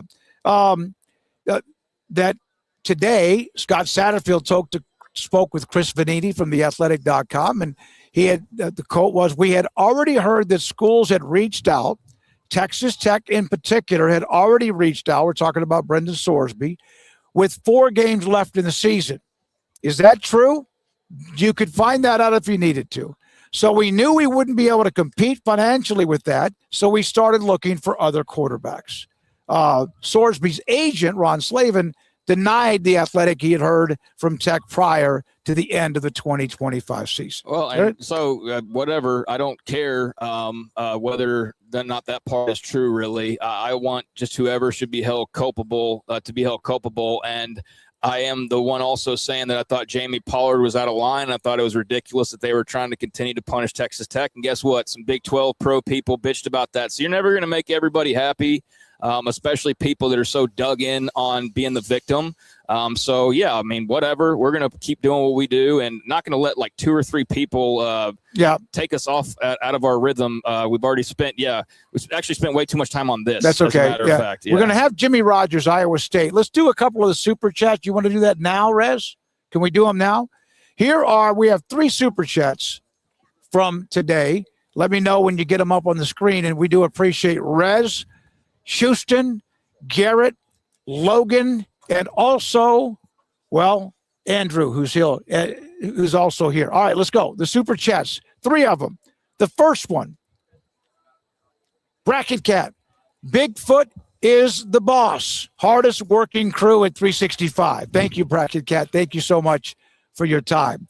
Also from Firefighter. I'm a little bit bummed we didn't get to talk to Colin Klein, but that's okay. Yeah, well, we did.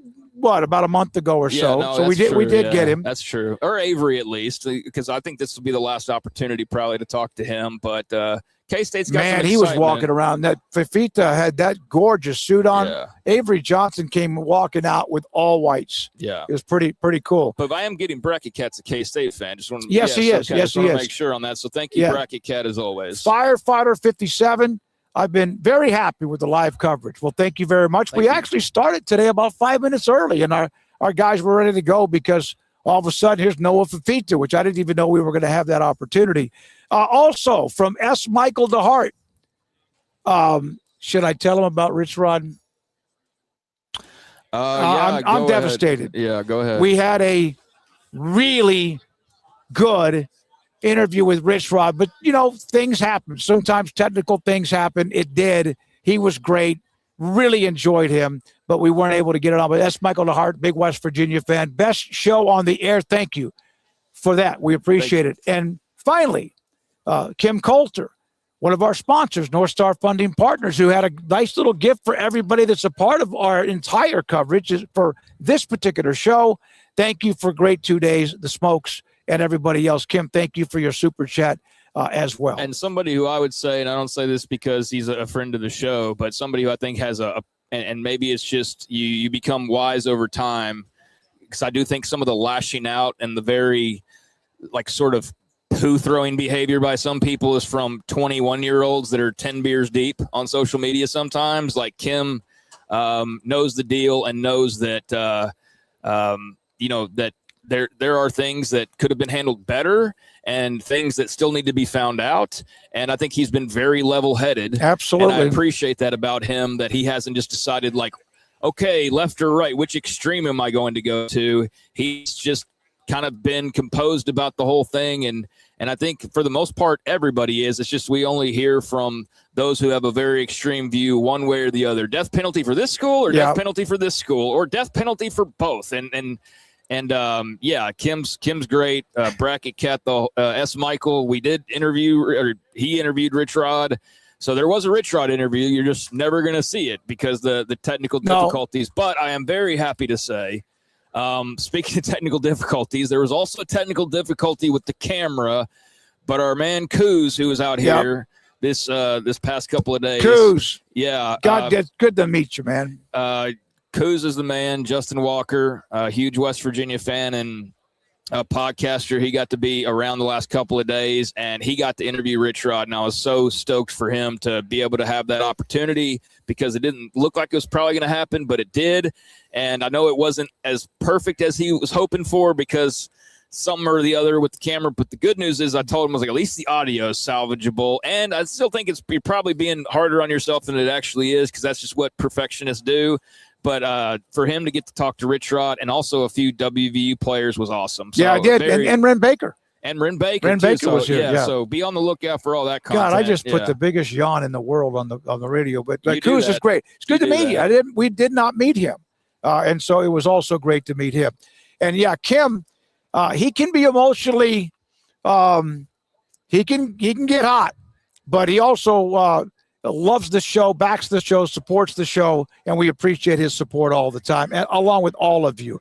Now, I hate your favorite team. Whoever you are, whoever you root for, I hate your favorite team. I just want you to know that. You know that there are one of the things when a team loses, one of the first, as a game's winding down, 45-40, 38-10, one of the first things that starts to pop up from fan bases is that the broadcasters hate their team. Right. That it's so one-sided. They're biased. They hate us. That they wake up that morning, we're going to screw Iowa State and have a bad broadcast because we want them to lose. So, all right. Here is our comp. Speaking of which, Iowa State, this is the last segment of the day. From here, we'll come back and wrap it up. Iowa State head coach, very how would you say it? Subdued? Yeah, Jimmy Rogers, I didn't really know what to expect because I had not actually seen a lot of his media work prior to this. I think I watched his opening press conference, but it was a while ago, so I didn't really have a fresh recollection of it. But yeah, very kind of chill and kind of calculated and just sort of subdued. But I think you can sense, especially if you're sitting 2 feet away from him like I was, there's a fire burning in there, and you can almost see it in his eyes, but he contains it well in an interview setting. But I imagine on the football field that he lets it rip. I talked to David Coffey, one of the cornerbacks, about him, and he says, oh yeah, he knows when to go up a notch or 3 or 4 with his energy, but the energy is kind of contained. Here's our conversation with first-year head football coach at Iowa State, Jimmy Rogers. Iowa State football coach. Big 12 Media Days in Frisco, and thank you for your time. We appreciate it. Do you know all the names of your players with your roster? Yeah, I learned that pretty quickly, and I've been asked that before already. But when you spend so much time with them, but also in creating the roster, you become very familiar with everybody. I could probably tell you every player on the roster without looking at a number. I couldn't tell you their jersey numbers. That I can promise you that. But when I was in high school, they put the tape on the front of your helmet. You know, we did that to start. Okay, all right. We did do that to start, yeah. But we don't need that anymore. Yep. So how's it to be at Big 12 Media Days and just kind of getting the lay of the land in this conference as far as being the head coach at Iowa State, and just your thought on just kind of making the rounds and the season? It's almost like the kickoff, but there's still 2 months to go. So it's a weird sort of get revved up to rev back down to rev back up sort of thing, isn't it? Yeah, we've been going pretty hard in June as a staff, and right now this is kind of our downtime as a coaching staff. We're our players are training and getting ready and doing player-led practices. And I'm excited for when we can get back into it. But right now, this is kind of a surreal thing to be here and be a big coach. This is something that, as any young coach, you kind of dream of, to be in the environment and have this opportunity. I surely don't take it for granted. And I'm excited for what we can, roll out onto the field this coming fall. You mentioned to us, I think before we started, that you had been on our show before. Was it when you were at South Dakota State? It could have been at South Dakota State. I think that's what it was. Yeah. And you had that national championship Yep. team and stuff. So that's where it was. Yeah. That's where it was. So the Big 12 is a big conference, but everybody, 16, 18, 17 teams or whatever, and the algorithm of the schedule and all of that. What, for you, in your opinion, will you know who you are? Is it an early non-conference game? Is it once you get into the conference, or does it take deeper and more time than that? Yeah, I think every single week your goal as a coach is to get progressively better. And, by game 4, you kind of know where you're at, what type of team that you have. And but I think that we'll be tested right away. I do. And I think more importantly, you have to see how your team responds to hard times. And that's kind of how you can see the makeup of the team. Will they stay consistent when things are not easy? Because it's easy to have consistency when everything's going your way and you're having a ton of success. That part is always fun, so it's easy to buy into it. But if there's trials along the way, how does the team respond, especially with so many new players? I would love to say that they're going to be trained well enough to respond great, but every year is different. And I think that's where leadership steps in, and I feel really confident in the type of players that we brought in, the type of mindset that they have, and where they want to take this team and their own career. And I'm really excited to watch these guys come together because they've grown a lot in 7 months. We've made a lot of progress, but obviously progress isn't the destination. It is to win. Speaking of leadership, you brought Jalen Rayner. Of course, pretty much everybody brings the quarterback, right? Running back Aiden Flora, Isaac Terrell or Terrell? Terrell. Terrell, okay, good. Texas, there's a town Terrell. It's Terrell, but east then of Dallas. You know what? He Owens. goes by Bobby. Okay. So you could just call him Bobby. Okay. He'll respond to Bobby probably better than Isaac. Great. Nobody in our building calls him Isaac. Okay, well, that's good But information. on this, I say Isaac Terrell. Okay. David Coffey and Kyle Conrarty, great kicker. Just kind of the process into who you wanted to represent Iowa State here at Media Days to present and market and talk about the program. Yeah, for one, these 5 guys were voted on by their peers. At the end of the spring, we go through, a competitive setting of separating the team up into groups of 10, and they compete in everything that they do. They compete daily on just daily habits. There's a point total, and at the end of the spring, in front of the team, I had the whole team vote on who they thought at every position was the best leaders. And these 5 were all voted as best leaders at their position groups. But overall, these guys work their tail off. They're a model of what we want as student athletes, and really they're a model of what I want our football team to see from a work ethic standpoint. Jalen Rayner is an unbelievable leader, maybe more so than he is even a talent. Isaac Terrell is one of our best workers on our team, plays the right way, extremely physical, and plays with a sense of passion throughout the game. Aiden Flora is probably one of our best workers on our team. Was the most steady as far as the least amount of errors and loafs, and his passion. I think Kyle Conrarty's work ethic to become the kicker that he wants to become, and David Coffey has a certain presence to him that people feed off of, and he's got this natural ownership on who he is as a human being, and it's bled into our defense, especially in that cornerback group. Jimmy, during the offseason, you hear about strength and conditioning, and from mat drills to pushing weights across the stadium, indoor or whatever. Is that what brings toughness out of players? Is that the off season? Is that where you find out what they are capable of doing during hard times? Yeah, I think that is every day needs to be tough. Your Monday through Thursdays of a season need to be challenging from a mental standpoint to even the physical preparation. You have to get their bodies calloused to be able to play a 12-week season, 12-week schedule. And at the same time, there's got to be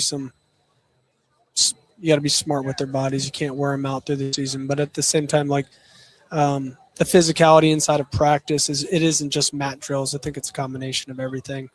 It's testing them constantly from a workload of the mental, the scheme, the walk. The amount in which you can do with them is somewhat limited by hours, but at the same time, you want to press it upon themselves that they're earning a starting position because they've outworked their peers.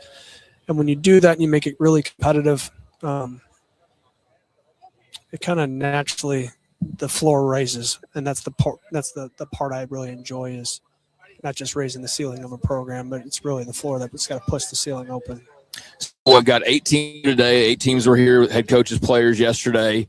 Do you have any particular coach that you knew in this league, maybe better than others, or had an association with, or is it kind of all brand new getting to know some of these guys? I'm just always curious about the overlapping and some of the interconnectedness of some of the league's coaches. You know, I've met a lot of these coaches, some of them actually, not a lot of them. Kenny Dillingham is one. He's from Arizona. He was played under Charlie Raggle, who was somebody that I knew really well at Chaparral High School. I've met Scott Ross many times. You know, I met him when he had came back to Iowa, the state of Iowa. I believe he was at UCF at the time, and he gave a clinic talk and had the opportunity to meet with him. Kalani Sataki actually coached my brother. No kidding. At Eastern Arizona. I think that was Kalani's first job. Oh, wow. Yeah, when he's a junior college coach in Thatcher, Arizona. Yeah, that was a long time ago. But from the moment I met Kalani, years after he coached my brother, to that introduction and bringing that back up, and because he's like, yeah, I think I've coached your brother. He ain't changed. He was a down-to-earth guy when I had met him in the past, and just really a humble person. And then I had the opportunity to sit right next to him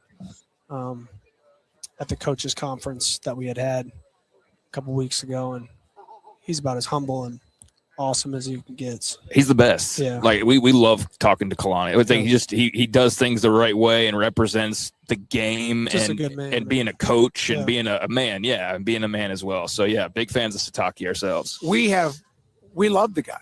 I want him to win. I mean, and we're going to get to know you more and more too. But I mean, he was here yesterday, and you're right. He has never changed, and that's from when he coached your brother. When you were going through the ladder of coaching to eventually get the head coaching job, and of course North Dakota State, then Washington State, you've had to face resiliency, like the Pac-12 and Washington State, and the way the conference was kind of like scattered and not really sure. And you did a hell of a job. They made a bowl game last year. How do you explain last year in the Pac-12 with Washington State? Yeah, it's kind of hard to explain because you're walking into a situation that you don't have a president at the time. And then the transformation of the roster in itself, I think the number ended up getting to 79 different players from that were new to last year's team, and you're doing that on a dollar amount that was said to you initially wasn't the same as when I showed up. I think it was a little over $1 million and 79 new players, and keeping the players that are currently there that are quality, and you want to take care of your best players. That was a challenge in itself.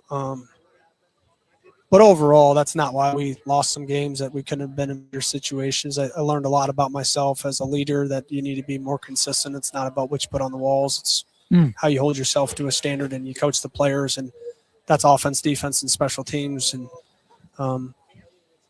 then looking at it over again and analyze the moves that we could have done different in the early process of developing the team. And I think a lot of that stemmed from probably gave too much ownership to the players and trying to make it a player-led program without us having enough of a foundation for them to overtake really what we want, if that makes sense.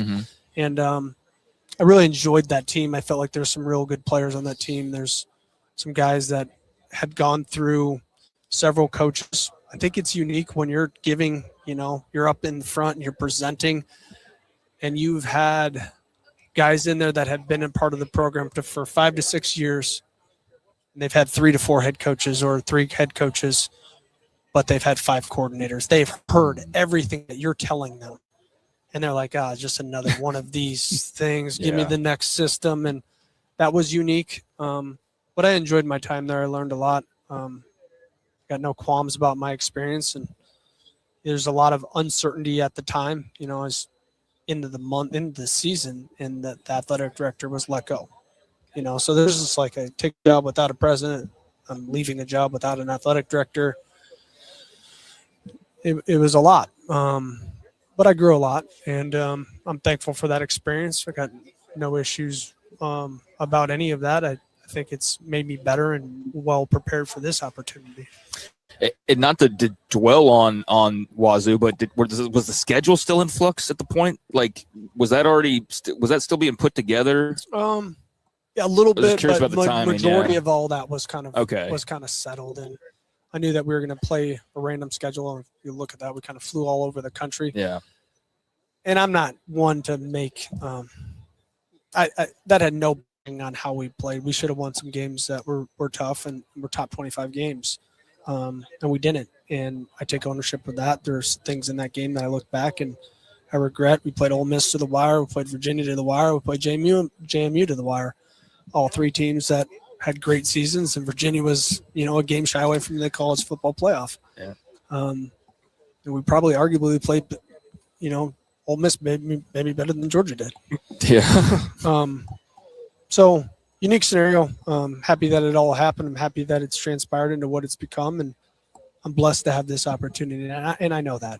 And yeah. No, it's just a very interesting situation like this. That year period, just all the flux of everything. I mean, everything was just kind of uncertain. So good, go Wazoo. They got the pack back together in some form, and good luck to them. I wish them nothing but the best. There's a lot of players that are still on that team that I love to death, and I'll be their biggest fan. Awesome. So you won a national championship at South Dakota State, and I was just wondering, because inevitably there's all the questions about transfer portal and the playoff, and do you think a bigger playoff works at this level as well as it works in what you've experienced previously, because of all the talk about, are we doing 24, are we doing 16? Like, what are your thoughts on that and an expanded, bigger, more mapped out playoff? Yeah, you're talking to a guy. I love the FCS playoff model. I don't know what happens technically with the bowls. Maybe the playoffs become bowl games in themselves, and there's less hoopla around the actual activities that you do with your team, and more about the branding of this is a bowl game for the replace of a playoff. But 24 teams in, I think it's awesome. I think it's awesome for the fans. It gives viewership. It gives an opportunity to, if you get in, advance and try to take your season as far as you possibly can. I know there's a lot of scrutiny behind it, but there's also ways in which you have to win that tournament too, because that's not easy. You, for one, got to stay healthy, and you got to get a first-round bye, and you can carve your way. Now, with the bowl games and where they're played, is it all home field advantage? I think once you step foot off campus, it all becomes a neutral site type game anyways. But I enjoyed it. I enjoyed that system. I enjoyed opportunities. When I was a player, we were voted, at that time it was 16 teams, and we were the 16th seed versus the number 1 seed. That was years ago. But that was awesome. Yeah. I loved being the guy that, the team that was the last in to try to knock off the number 1. I think that's awesome. And I think that it should turn into that. Whether it happens or not, who knows? I know we're talking Iowa State, but it's intriguing to me about South Dakota State. And then the year you beat North Dakota State, who had become the 800-pound gorilla, what was that climb like? And then to knock it down, and you've done it before, but that, man, they went through a stretch where they were beating FBS teams. It was like no one wanted to schedule them. What was that like to get there and then take care of it? Yeah, it was awesome. It was a surreal moment because you spend your whole year. I mean, I spent 18 years of my life chasing one national championship. There's one team that keeps you from getting there. And usually we had played them in the semifinals. So it was really the semifinal game was the national championship game, because whoever won that game would probably win the national championship. And so They seated us on different sides of the bracket and had the opportunity. Also had a great team. We had an unbelievable team that year. 10 NFL players on the roster, and yeah, we were loaded. And to beat our rival in the national championship, pretty awesome. I mean, if you go just across the street here, right, that's where it's played, Toyota Stadium, and absolutely, one side's the checkboards and one side PSU, and that was a cool moment. But it's led to, all of those experiences have led to this, and I couldn't be more thankful for my opportunity and what is ahead of me at Iowa State. So at Iowa State, how familiar are you with Farmageddon already? How familiar are you with Cy-Hawk? Like, how much have people like talked about got to beat Iowa, coach, or any of that? Like, well, I got in the Iowa thing, right? But I knew that going in. Every team has the rivalry, and I love it. That's the pageantry of college football, and a lot has been made of my my intro to the fans at a basketball game, and yeah, I'm excited for the season, man. I love every bit of this. I love the coaching of the football and the players, and honestly, the energy and enthusiasm that goes into college football right now is in a special place. Last thing, it's not that you're not low key. I can see the intensity and just watching how you go about saying what you say and talk about. What lights your fire? What is it? Yeah, I think I got into coaching because I had great coaches, and I think it's about impacting people's life and watching your players live out a dream. That motivates me. It motivates me watching a player tell me what's important in his life and then seeing it through with him and him having the trials and tribulations over the course of his career, but seeing it through and becoming the player and the person that he wants to be. Those things are the most rewarding in all of this. What lights my fire individually as far as what is motivating, if that's what you're referencing, it's probably proving people wrong. My whole life has been on proving people wrong. I'm 5'9", and I've had to work extremely hard to get to where I was athletically and then carve my way through this coaching profession, which is pretty cutthroat. Welcome to the Big 12, Greg. One more. I was just going to say, so I think you've got motivation plenty this year, because I think that people kind of just assume that, hey, first year I don't think people know what to expect. So I think you've got plenty of run that you can prove, or plenty of fuel to use, I think, this year if you so choose, because I'm not sure what the thought is when it comes to Iowa State football right now. And that's a fact. It's a matter of fact. General curiosity, a roster that nobody knows about, but I tell our players probably day one, just because they don't know about you doesn't mean they can't make them learn about you. Mm-hmm. And it's what you do and how you act and the habits that you form to allow you to have success on the field. We have an opportunity to go prove our truth this fall, and I'm excited for that. There you go. Jimmy Rogers, head coach at Iowa State. You saw maybe what I was trying to explain. Very low key, but very intense. You could just see that. And he goes, I got a chip on my shoulder. Man, I'm 5'9". That his height was something that worked against him possibly throughout his career. When we come back, we wrap it up. Thank you as well, Stormy Cyclone, with a super chat for the coverage and the interview with Jimmy Rogers of Iowa State. This is 365 Sports, but before we take the break, Home Place Interiors, offering everything you need to dress up your home. What do we mean? It's on the floors. From beautiful, one-of-a-kind area rugs to custom window treatments that can help put the finishing touches on any space inside your home. Home Place Interiors has been around for a long time. Familiar faces and the new owners of Selena and Stephanie now own and operate Home Place Interiors that was built from scratch by John Proctor, who is still very much around and a good golf buddy of mine. Always rug season. Home Place Interiors is your place to find them. They have the largest selection of area rugs in town. Stop by and check their inventory or let them design a custom rug for your home, whatever room it might be. Home Place Interiors can help you with all of your flooring and carpet needs. They have a vast selection of wood, tile, carpet, and vinyl plank flooring, and knowledgeable staff, as I mentioned, with both Selena and Stephanie. Katie's a part of that as well, and John Proctor at Home Place Interiors on Lake Air Drive in Waco. Back in a minute. Place Interiors, we elevate your space with elegance and class. We are the exclusive Sonoma tile dealer in Central Texas, bringing you the best in high-end floor coverings that transform your home with beauty and elegant design. Our white glove service and expert consultations ensure your vision becomes a reality as we take you step by step through the process. Call today to schedule your personal design consultation. Visit homeplaceinteriorstx.com. Homeplace Interiors, crafting elegance, one room at a time. Hello, I'm Camille Johnson with Camille Johnson Realtors.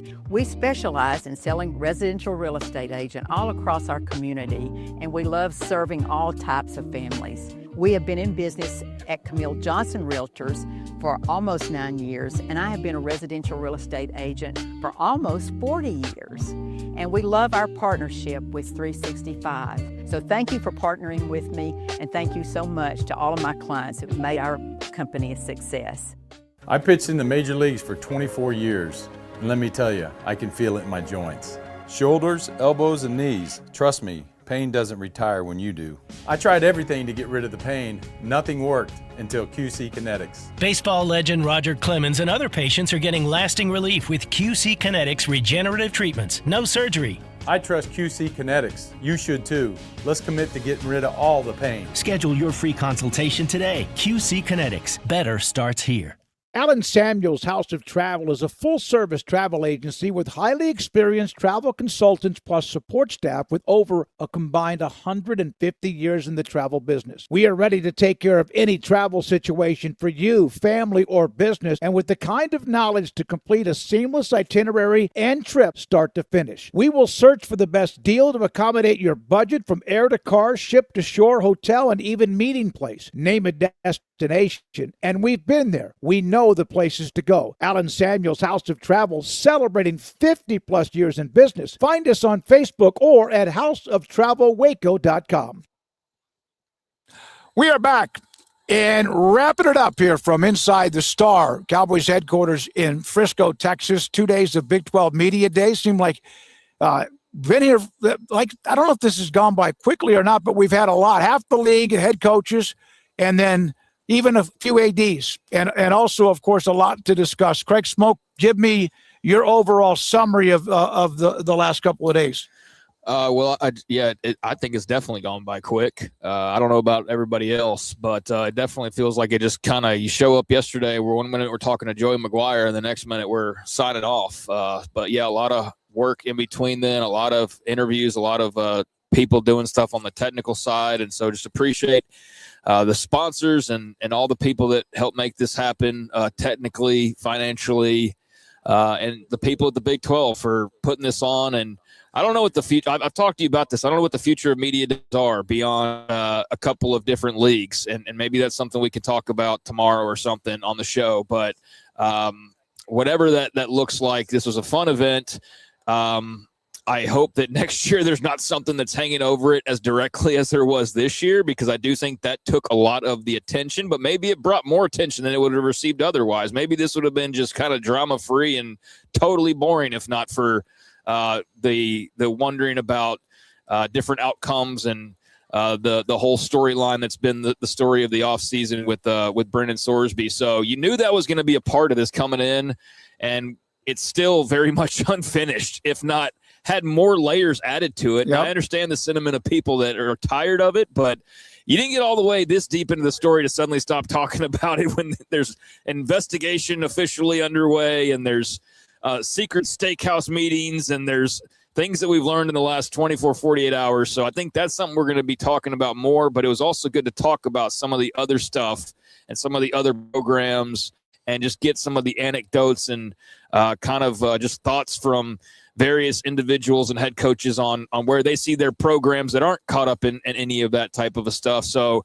Joey set the tone, great friend of the show, certainly somebody who I think knew what he was walking into, and he started off with us and just let it, like, he set the tone for how they were going to handle it. And I think he handled himself, as I said yesterday, I think he handled everything really, really well in our conversation, and also everything that I've seen from him beyond that. See you, Pete. And so I thought he was excellent, and they're obviously very excited about that team. And then just the various other coaches. I mean, always love talking to Kalani Sitake. He's incredible interview every time we talk to him. It was good to talk to, was it all the new coaches? No, not Colin Klein. But beyond that, we did get to talk to he Eric was one that I Morris. thought we might not get because we got him on earlier. Yeah, but we got to talk to Eric Morris and to Jimmy Rogers, and who am I missing? Is there another one that I'm missing? Dave Aranda. Of the new coaches? Oh, the new ones? Yeah, new Dave Aranda. Well, whoever, we did not get Colin Klein. So beyond that, though, it was cool to talk to Eric Morris and Jimmy Rogers for the first time at Media Days, because we've talked to them previously. And, I mean, I could just go on and on rambling about the benefits of being here, how cool it was to see Coos get some of the West Virginia folks on his stuff, and then just to see a lot of the people that we interview and have on, or we go on their shows and get interviewed. And there's a really good group of people in the Big 12 media circles that it was fun to come across and chat with off the air. And yeah, it's a good event. Don't rush me. I'm trying to get all the accolades out here that I just had somebody say they wanted you to transcribe Rich Rod. Yeah, that's totally you. You will hang on to that. So yeah, good luck with that. But that goes in the archives, the Hall of Fame of Garrett Ross and Dave Aranda. See, there you go. Yep, knew that was coming. As well. So get ready, Rez. Yeah. Garrett's laughing out of pain right now because you're very passive aggressively. No, but we've gotten by it. I just thought, just don't forget. Yeah, you just 2 years later bring it back up. Yeah. But, so yeah, have fun with that, Rez. But yeah, like beyond a couple of things that could have been even more additive, I thought it was a really productive couple of days. Really enjoyed seeing a lot of different people from coaches to media. Enjoyed the new things that we learned, and also the new elements of some things we've been talking ad nauseum about, and obviously we're going to continue to talk about because they're not quite to the finish line. And I did sit down with Monster Energy and talk to them about a sponsorship, or maybe just send me all the product you have that I drink, those 12-ounce lemon limes or whatever they're called. Today, Noah Fafita, what a great way to start it. Lance Leipold, Sonny Dykes, Mark Harlan, Scott Satterfield, and Jimmy Rogers were a part of the show, and I might be forgetting somebody there in between. We still have in what they call like the can. In the vault, David Coffey, Iowa State corner, Doug McNamee, Baylor's director of athletics, C.J. Fight of Arizona State, Connor Wigman, Houston quarterback, he was good, David Epps, who runs the Aflac Kickoff Classic, which is Auburn and Baylor in Atlanta, and then Taylor McCarg of CBS Sports, and I'm sure I have forgotten a couple of others. Garrett Ross, you guys come stand behind us, seriously. These are the people. And I don't know how much. Let me just look at the camera, the picture. You guys get behind us. Here we go. No, how come I'm? That's because I'm delay. Yeah. Okay. Yeah, there we are. Why don't you hurry up? Why don't you wait for the YouTube to? You got Rez, Garrett, Logan. Y'all got to crouch down. To Houston. Be able to be seen. There we you go, boys. Andrew Valade, is he still here? Houston Hall. Andrew Valade. I don't know where he is. By the way, every one of these degenerates. Last night, we get home from dinner, and they have this beautiful hot tub, and all of them are sitting there with Kumbaya and their cold ones in the hot tub. And there was one random missing swimsuit. I had to say it, right? I'm not hurt. You are a narc. Yeah, I am. Absolutely. The biggest narc, man. I am. All right, we got to go. Thank you, guys. Love you for all of them. Yeah. I mean, we're about to break down a lot of equipment. Craig, good stuff. Don't do that. No, I don't like. I don't like the narc. The narc at the end of the like, because it's a field trip. We got to let everyone know. It's a book. It's a diary. You can deliver a thank you without then going, except for that one thing. Yeah, I thought it was pretty cool that our guys were getting along that well. No, all right, it was great. For Craig Smoke, I'm David Smoke. For all of our sponsors, we appreciate them. Back in the studio tomorrow at 3:00. For everyone that has helped and been a part of this, including you, our audience and sponsors, good night from Frisco and Big 12 Media Days.